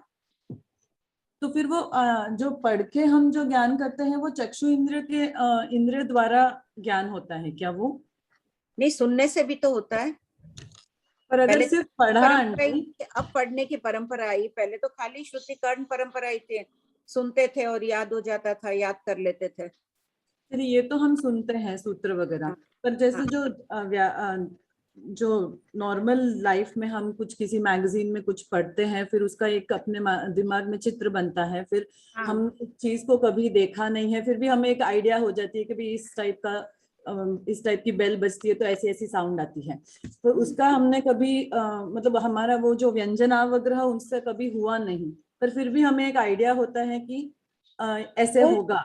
वो मति ज्ञान काम कर रहा है ना, अनुमान से जान लिया सारा, मति ज्ञान के भेद हो गए। तो फिर हम जब पढ़ते हैं तो उसमें व्यंजनावग्रह तो होता ही नहीं है ना, वो जो पुद्गल और उसका संबंध। हाँ, पढ़ रहे हो तब नहीं है, लेकिन मन से उस वस्तु को तो जान ही रहे हैं, भले ही व्यंजनावग्रह नहीं हुआ पढ़ते वक्त। तो फिर उसके आगे फिर वो अर्थावग्रह हो गया उस समय। हाँ, और फिर उसका ईहा वगैरह वो चारों ही वो तो हो गई, अर्थावग्रह के बाद ईहा वाय धारणा सभी होंगे। तो पढ़ के भी जो हम ज्ञान करते हैं वो भी मति ज्ञान के अंदर ही आ जाता है। मति ज्ञान शुद्ध ज्ञान दोनों एक साथ रहते हैं, एक दूसरे के बिना रह ही नहीं सकते, अविनाभावी संबंध है इनका। बिना मति ज्ञान के शुद्ध दोनों का क्षोक्षम चलता ही रहता है, अनादिकाल से चल रहा है, और केवल ज्ञान प्रकट नहीं होगा तब तक चलता ही रहेगा। चाहे मिथ्या दृष्टि हो जाता है जीव तो मिथ्यात्व मोहिनी कर्म का उदय हो जाए, कई मिथ्या दृष्टियों के भी देखो कितना मति ज्ञानावर्णी कर्म का क्षोक्षम रहता है। लोग इतना सीए पढ़ते हैं, इतने पीएचडी करने वाले होते हैं, सब होते हैं, है तो मति ज्ञानावर्णी कर्म का क्षोक्षम ही उनका, लेकिन वो मोक्ष के हेतुभूत नहीं कर रहे हैं।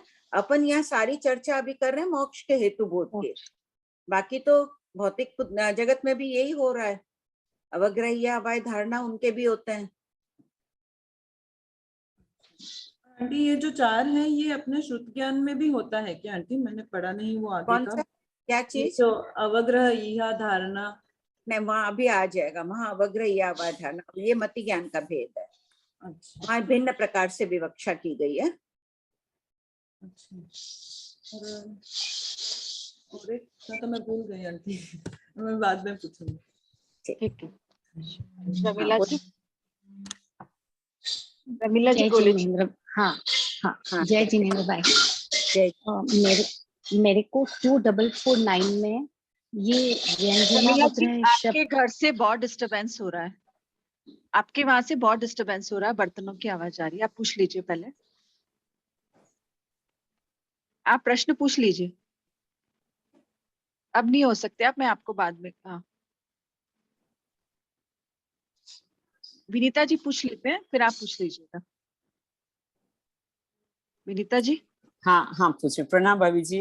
भाभी जी, क्वेश्चन नंबर 2446, इसमें अभी आप बताए ना कि 14 ये जाति स्मरण ज्ञान से जिनको होगा उनको 14 पूर्व का भी स्मरण हो सकता है।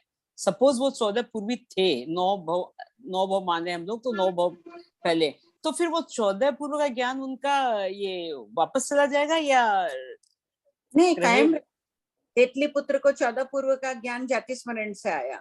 पहले उनको जाति स्मरण ज्ञान हुआ और फिर दीक्षा ले लिए। दीक्षा लेने के बाद उनको जाति स्मरण ज्ञान से 14 पूर्वों का ज्ञान याद आया। ये सबसे बड़ा प्रमाण है अपने पास कि साधु को ही 14 पूर्वों का ज्ञान होता है, उनकी स्मृति में आता ही नहीं है बिना साधु धर्म अंगीकार किए। और दूसरा फिर वो निश्चित फिर वो केवली बनेंगे। 14 पूर्व रहा उनके कायम, तो कंटिन्यू रहेगा, फिर वो रह भी सकता है, जा भी सकता है क्या? मेरा जा भी सकता है। अच्छा, ये तो परिणामों पर निर्भर करता है। अच्छा। और एक एकेंद्रिय की बताए थे, वो प्रतिभा पूछी तो कि ना धारणा मजबूत होती है उसकी अपेक्षा से, अपने बात करें तो धारणा एकेंद्रिय में कैसे होती है, तो आप बताए ना कि वो पूर्व भव की धारणा रह जाती कि यहाँ इस स्थान पर क्या बताए जो नहीं, जैसे इसी भव अब एकेंद्रिय है, उनको पता है कि पानी आदि कहाँ मिलता है, अपनी जड़ें फैला लेते हैं पानी की तरफ, ये कर लेते हैं।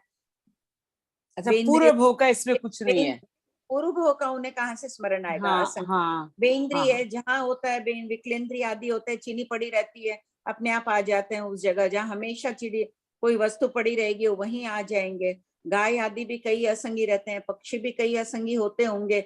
जहाँ धान डालते हैं लोग तो वहां इतने झुंड के झुंड आ जाते हैं, हजारों की संख्या में पक्षी आ जाते हैं, जबकि उस स्थान में इतने ये दिखेंगे ही नहीं कि इतने अंडे दिए गए थे, घोंसले नहीं दिखेंगे। तो अनुमान यही करते हैं कि वो असंगी पक्षी होंगे, वो क्यों आ जाते हैं वहां। तो इंद्रिय संबंधी तो है ही उन्हें अवग्रह यवाय धारणा, याद है कि हमें इस स्थान पे खाना पानी मिलेगा, पानी जहाँ पड़े रहते हैं वहां जाते ही है पक्षी, गाय भैंसे पहुंच जाती है। तो याद रहना माने धारणा मजबूत है, याद रहना, हाँ मजबूत। अच्छा, हाँ एक है ना भाभी जी, अंतराय सब में आती है, हर चीज में अपने बोलते ना अंतराय आ गई, अंतराय आ गई, पर कर्म ग्रहण करने में अंतराय नहीं आती है। करो ना अंतराय, उसमें दो अच्छी बात है। वही इसमें नहीं आती है कि अपने नहीं कहते कर्म बहुत, मतलब ऐसे कह रही हूँ जस्ट ऐसे कि अंतराय सब में आती है, खाली कर्म ग्रहण करने में बस वो बहुत कर लेते हैं, उसमें अंतराय नहीं आती है। हो गया बस श्वेता जी, मेरा हो गया। विमला जी। हेलो। हाँ पूछिए। हाँ बोलिए विमला जी। हाँ। पर्यूषण में भी चलेगा क्लास? नहीं, पर्यूषण में नहीं है क्लास। अच्छा, यही क्वेश्चन था बस। ओके। प्रमिला जी गोलेचा अनम्यूट करिए। हाँ पूछिए प्रमिला जी। हाँ जय जिनेन्द्र। प्रमिला जी के भाव इतने ऊंचे रहते जय जिनेन्द्र। इनका मन करता है कि मैं अब दीक्षा ले लूं, इतने ऊंचे भाव रहते हैं, लेकिन बोलते हैं चारित्र के कष्ट देखकर थोड़े घबरा रहे हैं, लेकिन ऐसे परिणाम आना भी बहुत अच्छी बात है। मुझे कोई देगा ही नहीं। हाँ बोलिए बोलिए प्रमिला जी। ज्ञान भी तो होना चाहिए ना, सिर्फ भाव से नहीं होगा। व्यंजनावग्रह शब्द का संधि विच्छेद करके उसकी परिभाषा लिखिए। प्रश्न ये जो नंबर 2449 उसमें है मेरा ये क्वेश्चन। हाँ हाँ बोलिए। 2449। हाँ। व्यंजनावग्रह शब्द का संधि विच्छेद करके उसकी परिभाषा लिखिए। व्यंजन शब्द और अवग्रह बोध, इंद्रिय और पुद्गल के संबंध को व्यंजनावग्रह कहते हैं। ये थोड़ा सा एक्सप्लेन कर दीजिए। इसका हुआ व्यंजन शब्द का अर्थ है संबंध होना, किसी चीज से संबंध होना, तब बोध होता है, तब ज्ञान प्राप्त होता है संबंध होने से। जैसे होता है कि इंद्रिय और पुद्गल के संबंध, भाषा वर्गना के पुद्गल अभी जो बोल रहे हैं वो पुद्गल लग गए कान में इंद्रिय में आए, तब हमें ज्ञान हुआ कि कौन क्या कह रहा है। इसे कहते हैं व्यंजनावग्रह। कोई चीज सुगंध की पड़ी है, दुर्गंध की पड़ी है, तो वो पुद्गल कान में नाक में आए, नाक में आने के बाद पहले तो संबंध हुआ उन पुद्गलों का, उन सुगंधित दुर्गंधित पुद्गलों का, उसके बाद बोध हुआ कि ये अमुक चीज की सुगंध है या दुर्गंध है। ओह गॉट इट। प्रणाम अच्छा, इसमें ये परिभाषा लिखिए क्यों बोला? भगवान को गौतम स्वामी, गौतम प्रभु लिखे तो नहीं? नहीं, ये मेरा लिपि दोष है, ओके, नहीं लिखना चाहिए ठीक था, वो है, लिखते थैंक यू। क्या आंटी, क्या क्या थैंक क्या यू। बोले? ये मुझे सुधा ने पहले भी कहा था, फिर लिख चुकी थी इतना, उसने बाद में कहा उनका आप करेक्शन करो। क्या आंटी? ओके, नहीं नहीं, मैं सोची कैसे लिखिए शब्द नहीं आना चाहिए था ना, बहुत जगह आया हुआ है, लिखिए नहीं आना चाहिए था, ये मेरा लिपि दोष है, लिखने की गलती है मेरी। हो गया प्रमिला जी आपका? ठीक है, मीनाक्षी जी चलिए आप पूछिए, और आपके पहले वाले प्रश्न भी आप पूछ सकते हैं पुराने। जी, जब परीक्षाएं ली जाती है ना, तब वहां पे ऐसे ही प्रश्न दिए जाते हैं, तो इन ठीक, बोलिए मीनाक्षी जी। जय जिनेन्द्र भाई जी, प्रणाम। हाँ, जय जिनेन्द्र भाई जी, एक अभी क्वेश्चन था, जाति स्मरण में सिर्फ मतलब पहले वाले भावों को जाना जाता है, तो उसमें सिर्फ संगी जीवों के भाव को देखा जाएगा क्या? असंगी का भाव नहीं देख पाएंगे ना? असंगी मन में कुछ सोचता ही नहीं है। हाँ, असंगी का भाव होगा तो वो कुछ देखेगा ही नहीं ना उस भाव में, जानेगा ही नहीं, उसको क्या याददाश्त रहेगी। पिछला भाव मान लो अभी कोई संगी है, जाति स्मरण ज्ञानी है, उसका अतीत का भाव असंगी का था तो वो देख नहीं पाएगा, फिर उसके पहले वो संगी था, तो ये नहीं होगा कि असंगी के भाव को नहीं देखे और उसके पिछले भाव को देखे। इसका नाम ही इसीलिए संगी ज्ञान है, संगीत भावों को ही वो देखता है। अच्छा, ठीक है। तो मतलब ये जो 900 भाव बोल रहे हैं या 9 भाव बोल रहे हैं, जैसे जैसे अपनी मान्यता, तो इस हिसाब से खाली संगी भाव का ही है इसमें। हाँ, बीच में अगर असंगी का भाव आ गया, 2 भाव बाद पहले असंगी था तो 2 भाव ही देखेगा, 3 भाव पहले असंगी था तो सिर्फ 3 भाव ही देखेगा, फिर 900 भाव नहीं देखेगा वो जीव।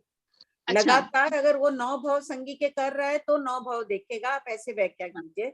अगर वो 1 भाव पहले भी संगी था तो सिर्फ 1 भाव का ही जाति स्मरण ज्ञान। ये तो उत्कृष्ट बता दिया है ना, हर एक को उत्कृष्ट होना अनिवार्य नहीं है। अच्छा, धारणा शक्ति जिसकी जैसी मजबूत होगी उस पर निर्भर करता है। अच्छा, ठीक है। एक और भाभी जी, और जाति स्मरण ज्ञान नहीं होने का हेतु भी यही है कि जन्म के दुख, मरण के दुख जो रहते हैं, वर्तमान में भी आकुलता व्याकुलता इतनी रहती है मनोमस्तिष्क में, इसलिए जाति स्मरण ज्ञान होता ही नहीं है। 50 साल पहले मैंने किसी को क्या कहा, किसी ने मुझे कहा, मुझे सब याद है। यही अगर 50 साल पहले काल करके जाऊं, अगर अभी काल करके कहीं जाऊं तो कुछ याद नहीं रहेगा। मरण का दुख, जन्म का दुख, और वहां अगले भाव में आकुलता व्याकुलता सब रहने से जाति स्मरण होगा ही नहीं। और आज तो याद है मेरे को 70 साल पुरानी बातें भी। सही है। एक और भाभी जी क्वेश्चन था कि जैसे श्रोतेंद्रिय चक्षुरेंद्रिय को हम कामी इंद्रिय बोलते हैं, हाँ, और बाकी 3 इंद्रियों को हम भोगी इंद्रिय बोलते हैं, जबकि यहाँ पे हम व्यंजनाग्रह से मतलब अर्थाग्रह से मतलब 5 इंद्रियों का इसमें कान में भी हम ले रहे हैं कि वो ग्रहण करते हैं हम पुद्गलों को। हाँ, तो फिर वो कैसे बैठा? तो वहां मीनाक्षी जी वो अलग तरह से व्याख्या की गई है कि उसके द्वारा बोध हुआ, कामना की जा रही है, श्रोत्रेंद्रिय सुनने की कामना की जा रही है, इनको तो भोगने से ही पता चलेगा। भिन्न प्रकार से व्याख्या है बस।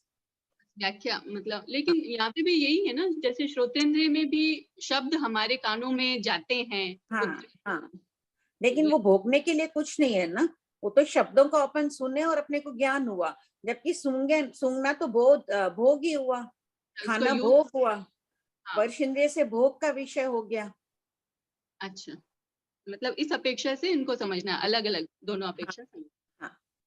एक मेरे दो क्वेश्चन पुराने क्वेश्चन हैं भाभी जी। एक पूछिए। 2369 पेज नंबर 248। 2369 हाँ, 428 सॉरी, पेज नंबर 428 गलत बोलती मैं। हाँ, बोलिए। इसका है क्या छद्मस जीवों में द्रव्य मन शाश्वत है? इसमें आंसर लिखा हुआ है द्रव्य मन संगी पंचेंद्रिय अवस्था में ही होता है, इसलिए अशाश्वत है। लेकिन संगी पंचेंद्रिय अवस्था भी तो भाभी जी मतलब ऐसे शाश्वत ही है ना, हमेशा कोई ना कोई जीव तो रहेगा ही ना। यहाँ नहीं, एक जीव की अपेक्षा है ये बात। अच्छा, हाँ, मतलब एक जीव की अपेक्षा से सोचे तो समझ में आता है, नहीं तो समुच्चय की अपेक्षा से।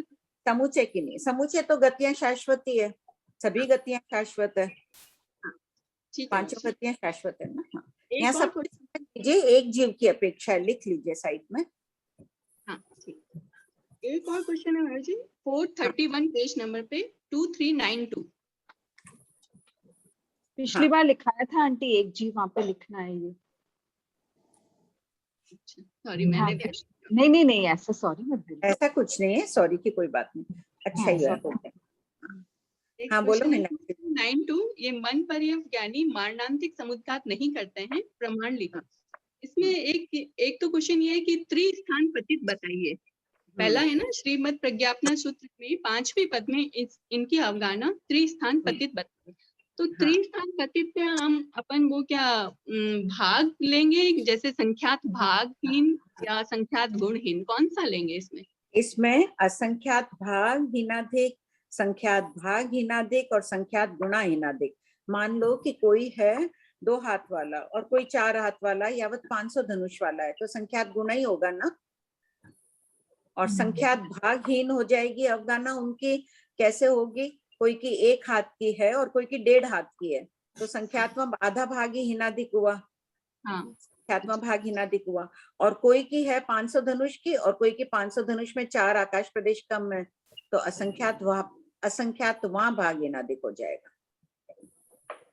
अच्छा नहीं, वो तो मतलब भाग ही लेना है क्या यहाँ पे, वो समझ में? हाँ, गुणा नहीं लेना, गुणा नहीं लेना है, क्योंकि कारण दिया है ना नीचे।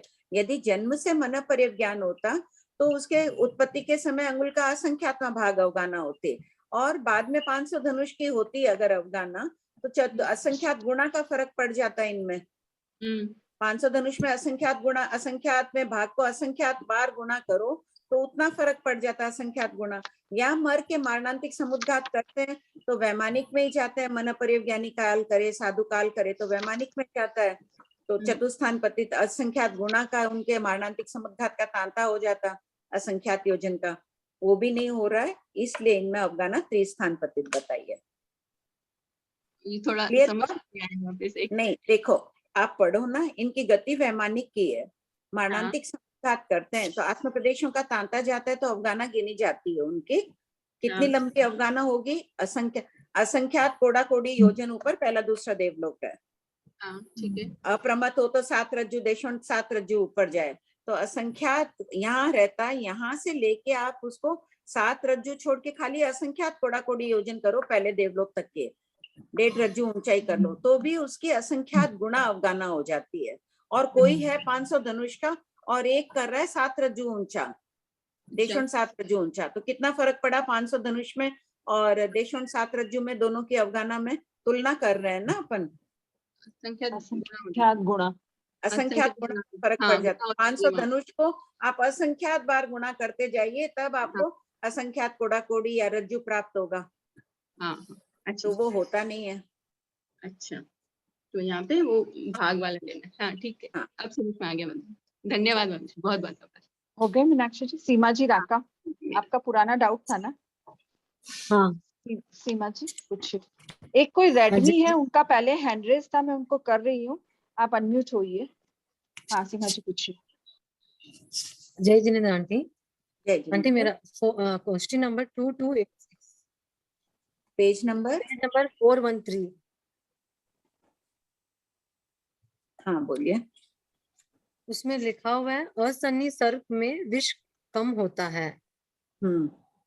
इसका मतलब क्या है? मतलब जिनके मन नहीं होते हैं।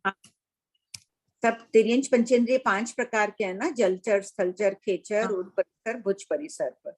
तो ये सांप जो होते हैं संगी होते हैं, उनमें विष ज्यादा होता है, और जो असंगी, संगी असंगी दोनों होते हैं तिर्यंच पंचेंद्रिय, जो असंगी होते हैं उनमें विष कम होता है। मतलब तो मन के वजह से विष ज्यादा होता है, जैसे सन्नी मन।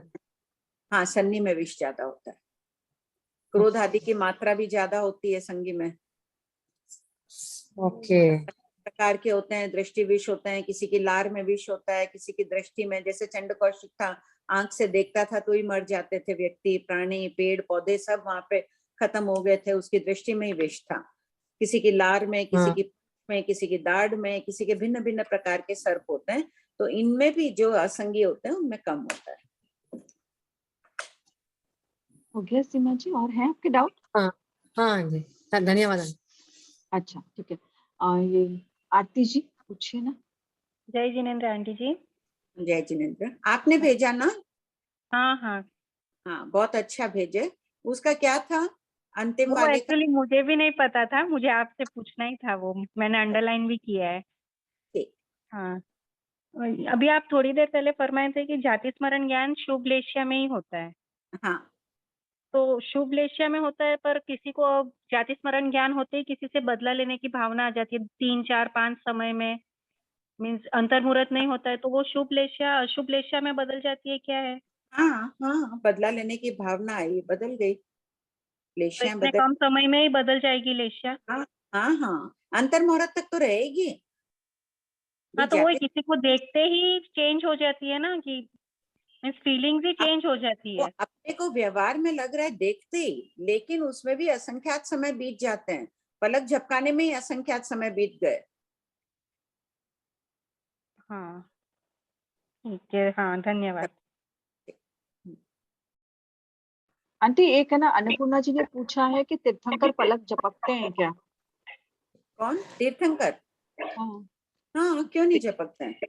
वो उसके केवली सिद्ध के थोकड़े से भी निकलता है ना आंटी, हाँ, केवली और सिद्ध का।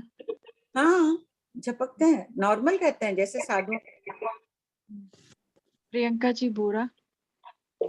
आंटी, हाँ आंटी ये व्यंजनाग्रह और अर्थाग्रह में भी क्या अर्थ है? दोनों भी एकदम सेम ही है ना, कि एकदम सामान्य सा बोध होता है जीव को? व्यंजनावग्रह में तो बोध नहीं हुआ ना प्रियंका, खाली पुद्गल का संबंध हुआ, पुद्गल आए, कान में भर रहे हैं पुद्गल अभी, और बोध होगा तो वो अर्थावग्रह होके फिर यह हवाई चला जाएगा। ओके, तो आंटी हर जीव ये चारों चीज तो करेगा ही करेगा ना? नहीं आए ना, कोई जी अर्थावग्रह किया और उसका ध्यान हट गया, उसको इंटरेस्ट नहीं है, काल कर गया, 3 कारण दिए हुए हैं ना, हाँ, तो उसने किया ही हाँ बोलिए। यह हवाई किया ही नहीं। अभी मैं तुम्हारी बात सुन रही हूँ, सुनकर मैंने अर्थावग्रह किया और इहा किया, अवाय और धारणा की नहीं, मेरा ध्यान हट गया, मैं दूसरी तरफ सोचने लग गई। ऐसे भी मतलब होता है। अवग्रह तो करेगा ही, बाकी का वो करे नहीं करे, लेकिन अवग्रह तो करेगा। अवग्रह तो हो गई।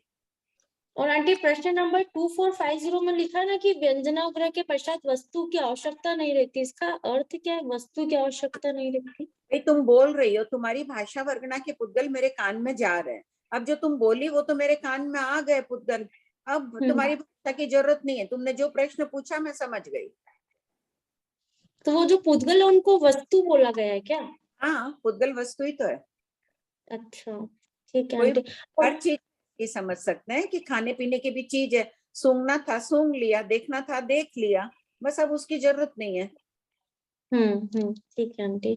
आंटी और ये जो अपन ग्रहण करेंगे ना, तो ये एकदम पास समीपवर्ती वाले ही ग्रहण करेंगे ना पुद्गल? भाषा वर्गना क्या? कोई से भी पुद्गल या कर्म या जो भी ग्रहण करेंगे। हाँ, कर्म वाले आदि तो हो ही गया, आहार का वर्ग, आहार का 288 बोल चले थे ना पहले। हाँ, उसमें तो जैसे जो आहार, हाँ जैसे आहार की बात चली थी, कार्बन वर्गना श्वासोश्वास वर्गना आदि का वैसे ही समझना चाहिए, लेकिन भाषा वर्गना तो तुम दूर से बोल रही हो, मुझे सुनाई पड़ रहा है, कितने इसके विषय बता दिए, बादल गरज ने, इतनी दूर अपन सुनते हैं उसकी गरज को। आपके इसी थोकड़े में आए ना आंटी, आपने विषय दिए ना 9 योजन वाले, इसी बुक में है ना? है क्या? मैं ढूंढती हूँ, हाँ मैं ढूंढती हूँ, आप पूछिए प्रियंका जी, मैं प्रश्न ढूंढ रही हूँ। आंटी वो जो जैसे बादल गरजे, तो वो हाँ। जब उनके पुद्गल अपने कान के पास में आएंगे तब उनको अपन सुन पाएंगे ना कान पूरे जो इंद्र बाहर का कान, या ये बाह्य इंद्रिय, अंदर जो इंद्रिय विशेष है उसमें जाके भरेंगे वो पूरे पुद्गल, वो भरे, फिर हमें ज्ञान हुआ कि बादल गरजे थे। अच्छा, तो आंटी जैसे कान के विषय में कि ये पुद्गल भरे उसके बाद हमने सुना है, लेकिन जैसे लाइटिंग होती है, बिजली चमकती वगैरह है, तो हाँ। उसमें वो एकदम से दिखाई देती है, उसमें भी आंखों में कुछ ऐसे भरेंगे पुद्गल उसके बाद ही वो दिखाई नहीं, देगा? आंखों का तो कह दिया ना, व्यंजना अवग्रह है ही नहीं, इसमें दिया ना कि समुद्र को देखते हैं अपन, तो समुद्र अपनी आंखों में थोड़ी आ रहा है वो पुद्गल, बिजली चमक रही है तो बिजली आपके पुद्गल अपनी आंखों में नहीं आ रहा है, ये तो दिया हुआ। हाँ दिया हुआ है, नेक्स्ट क्वेश्चन में दिया हुआ है। जैसे अपन जब अपन कुछ भी चीज खा रहे होते हैं तो रस के भी पुद्गल भरते गए होते, अपने को टेस्ट एकदम से आ जाता है ना। हाँ, तो बस वो उसकी अनुभूति हो गई, वो रस रूप परिणमन हो गया, इंद्रियां इतनी पटु है, उसको स्वाद आ गया। तुम इतनी दूर बोल रही हो, मुझे ज्ञानियों की दृष्टि में तो असंख्यात समय लगे, तुम्हारे भाषा परगना के पुद्गल मेरे कान में भरे तब मुझे बोध हुआ। और व्यवहार में क्या लग रहा है, तुम बोलती जा रही हो, मुझे सुनाई पड़ता जा रहा है। व्यवहार में तो यही लग रहा है ना। हाँ, यही लग रहा है आंटी। लेकिन उसमें भी समय बीत जाते हैं इतने। तो मतलब कोई भी चीज स्पर्श भी होती है तो पहले वो पुद्गल भराएंगे, उसके बाद समझ में आएगा।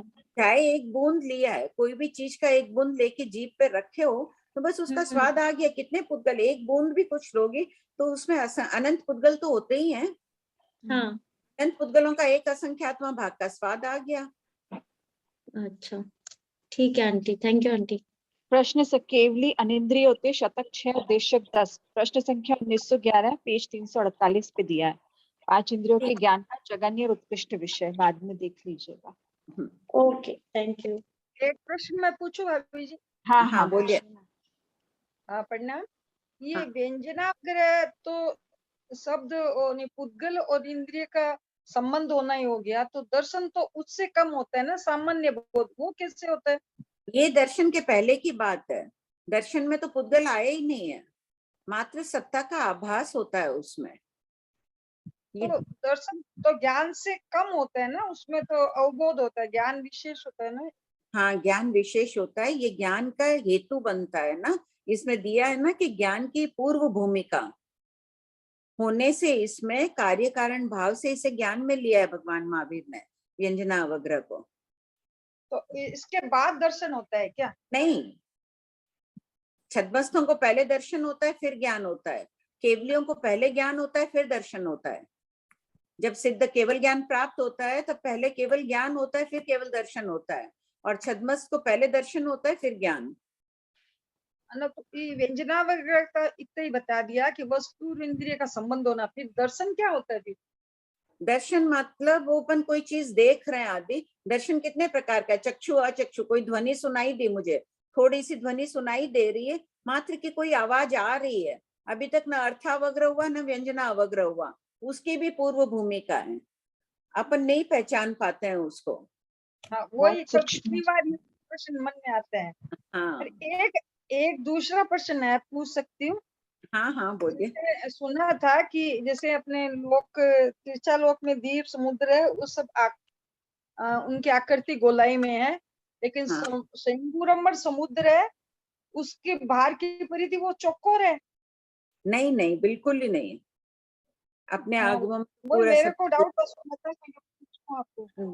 नहीं।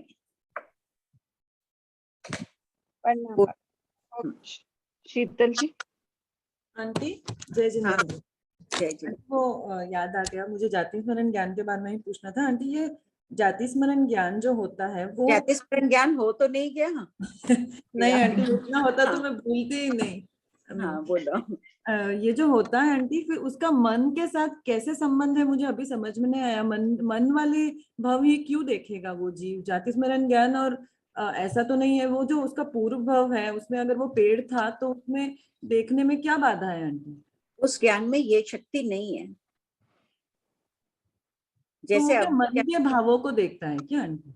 मन के भावों को नहीं, बस अपना पूर्व भाव देख रहा है, और असंगीत का भाव आ जाए तो उस ज्ञान का सामर्थ्य नहीं होता है देखने का। जैसे अवधि ज्ञान और मन परे ज्ञान दोनों रूपी पुद्गलों को देखते हैं। मन परे ज्ञान में इतनी विशुद्ध होता है, फिर भी वो सब प्रकार के पुद्गलों को नहीं देख पाते हैं, सिर्फ मन के ही पुद्गलों को देखते हैं ना।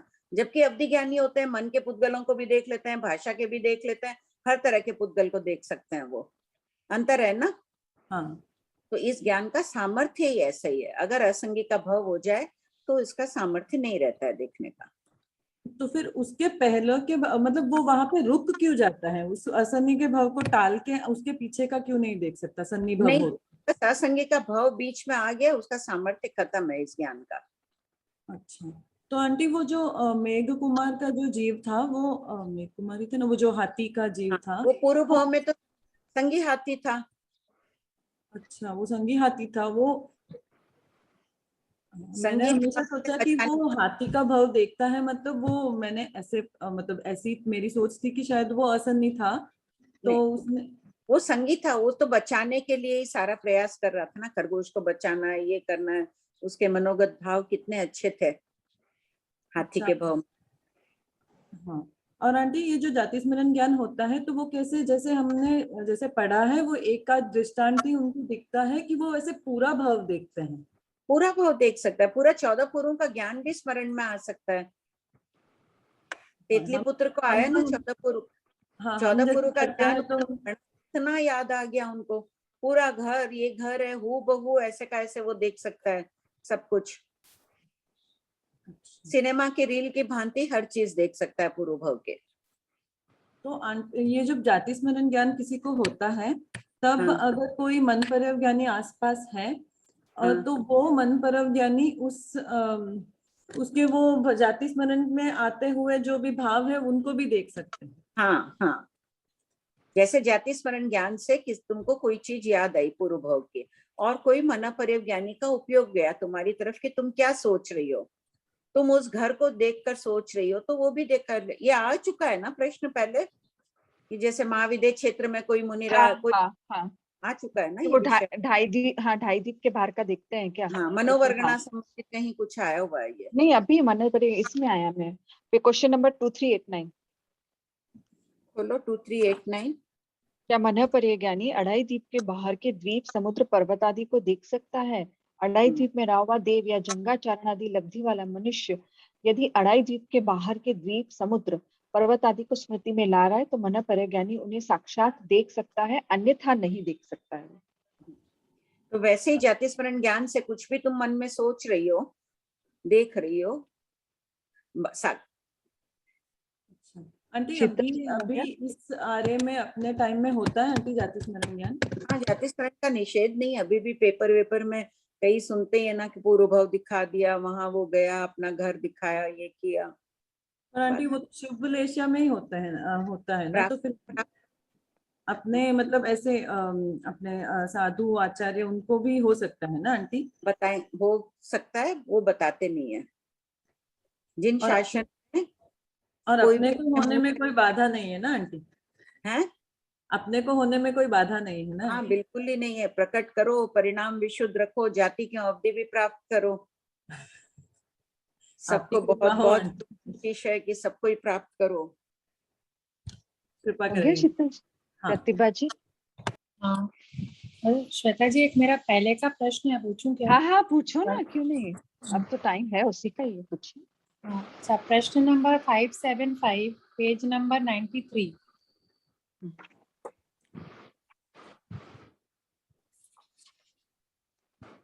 हाँ बोलो। ये जो इसमें है प्रश्न, सूर्य स्पृष्ट क्षेत्र का स्पर्श करता है, अस्पृष्ट क्षेत्र का नहीं। तो इसमें हमें सिंपली ऐसा ही समझना है कि सूर्य का जो सब्जेक्ट है, उसका जो विषय जहां जहां तक जा रहा है उसी क्षेत्र को हम स्पृष्ट कह रहे हैं।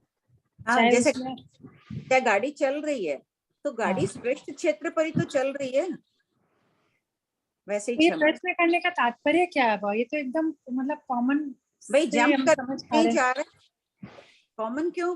गाड़ी जंप करके उड़ के भी तो जा सकती है, इधर से उधर छलांग लगा सकती है, वैसे नहीं जाता है। सूर्य छलांग नहीं लगाता है, अपने स्पष्ट क्षेत्र पर ही रहता है।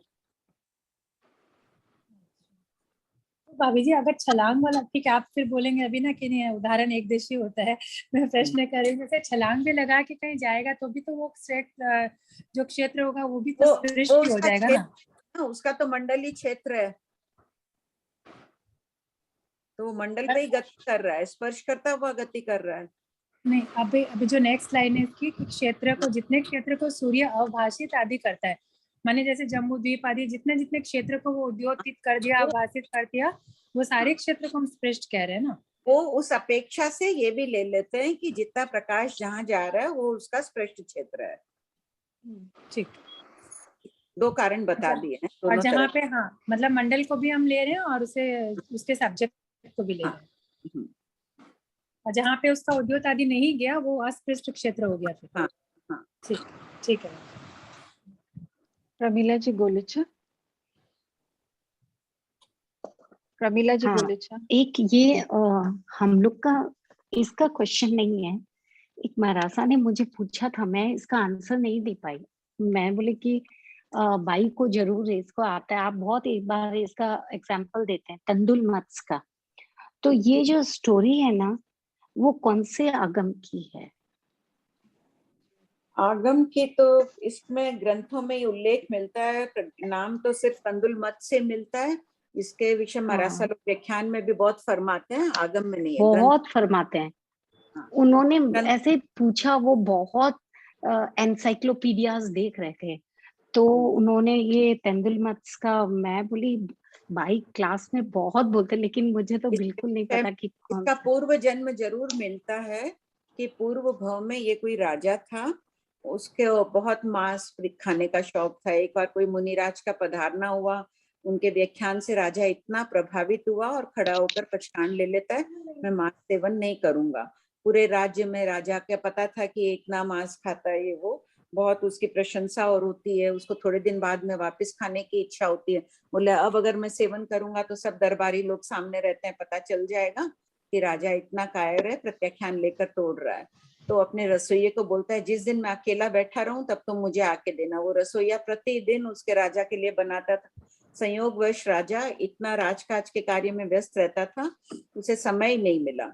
एक दिन रसोइये को भी सांप काट दिया, मर गया वो जो रसोइया मरा और राजा बना तंदुल मत्स्य, रसोइया बना मगरमच्छ, और उस मगरमच्छ की आंख में ये तंदुल मत्स्य उत्पन्न हुआ। चंदुल यानी चावल, चावल जैसे अफगाना छोटा। हाँ, इस अभी क्लास में यदि किसी को पता हो तो ये कौन से आगम की स्टोरी नहीं है? आगम में नहीं है, नहीं है ना? हाँ, नहीं है। वो खोज रहे थे मरासा, मैं बीकानेर गई थी अभी, तब वो बोले मेरे को, मैं बोले कि भाई क्लास में होता तो है, मुझे पता नहीं। कौन से मरासा? प्रमोद श्री जी मरासा। अच्छा, प्रमोद श्री जी मरासा। हाँ, अब वो अभी है ना, मतलब हम लोग के घर में ही विराज रहे वहां पे। अच्छा, तो अच्छा। हाँ, गई हुई थी अभी। हो गया प्रमिला? Thank you. जय जिनेन्द्र। जय जिनेन्द्र आंटी। हाँ आंटी, अभी वो श्री तीर्थंकर के बारे में भेजा था ना आंटी? हाँ, उसमें एक्चुअली मरुदेवी माता ऐरावत क्षेत्र के थे आंटी, क्या? ये मरुदेवा जो मल्लीनाथ भगवान यहाँ 19वें हुए ना, उस समय ऐरावत क्षेत्र में मरुदेवा नाम के श्री तीर्थंकर हुए थे। अच्छा आंटी, और ये लास्ट पॉइंट उसमें, जो श्री तीर्थंकर होते हैं वे अविनस्त नहीं रहते, मतलब क्या आंटी हो? इसका शब्दार्थ का ये नहीं, इसका ये सुना हुआ है, उनको पीरियड्स नहीं होते हैं श्री तीर्थंकर के। अच्छा, वही होना चाहिए उस शब्द का अर्थ। मैंने बहुत ध्यान से देखा भी नहीं क्या शब्द, ठीक है मैं देख लूंगी, लेकिन वो ही होना चाहिए जहाँ तक अविनस्त। अविनस्त है। ठीक है। 15:37 हो गए हैं, एक वीक का गैप है, इसलिए सभी लोग अपने प्लीज डाउट संक्षिप्त रखिएगा। मोहिनी जी। हाँ, जय जिनेन्द्र भाभी जी, हाँ, प्रणाम करती हूँ। जय जिनेन्द्र। हाँ, ये जो पृथ्वीत्व मुहूर्त जघन्य और उत्कृष्ट, ये क्या है?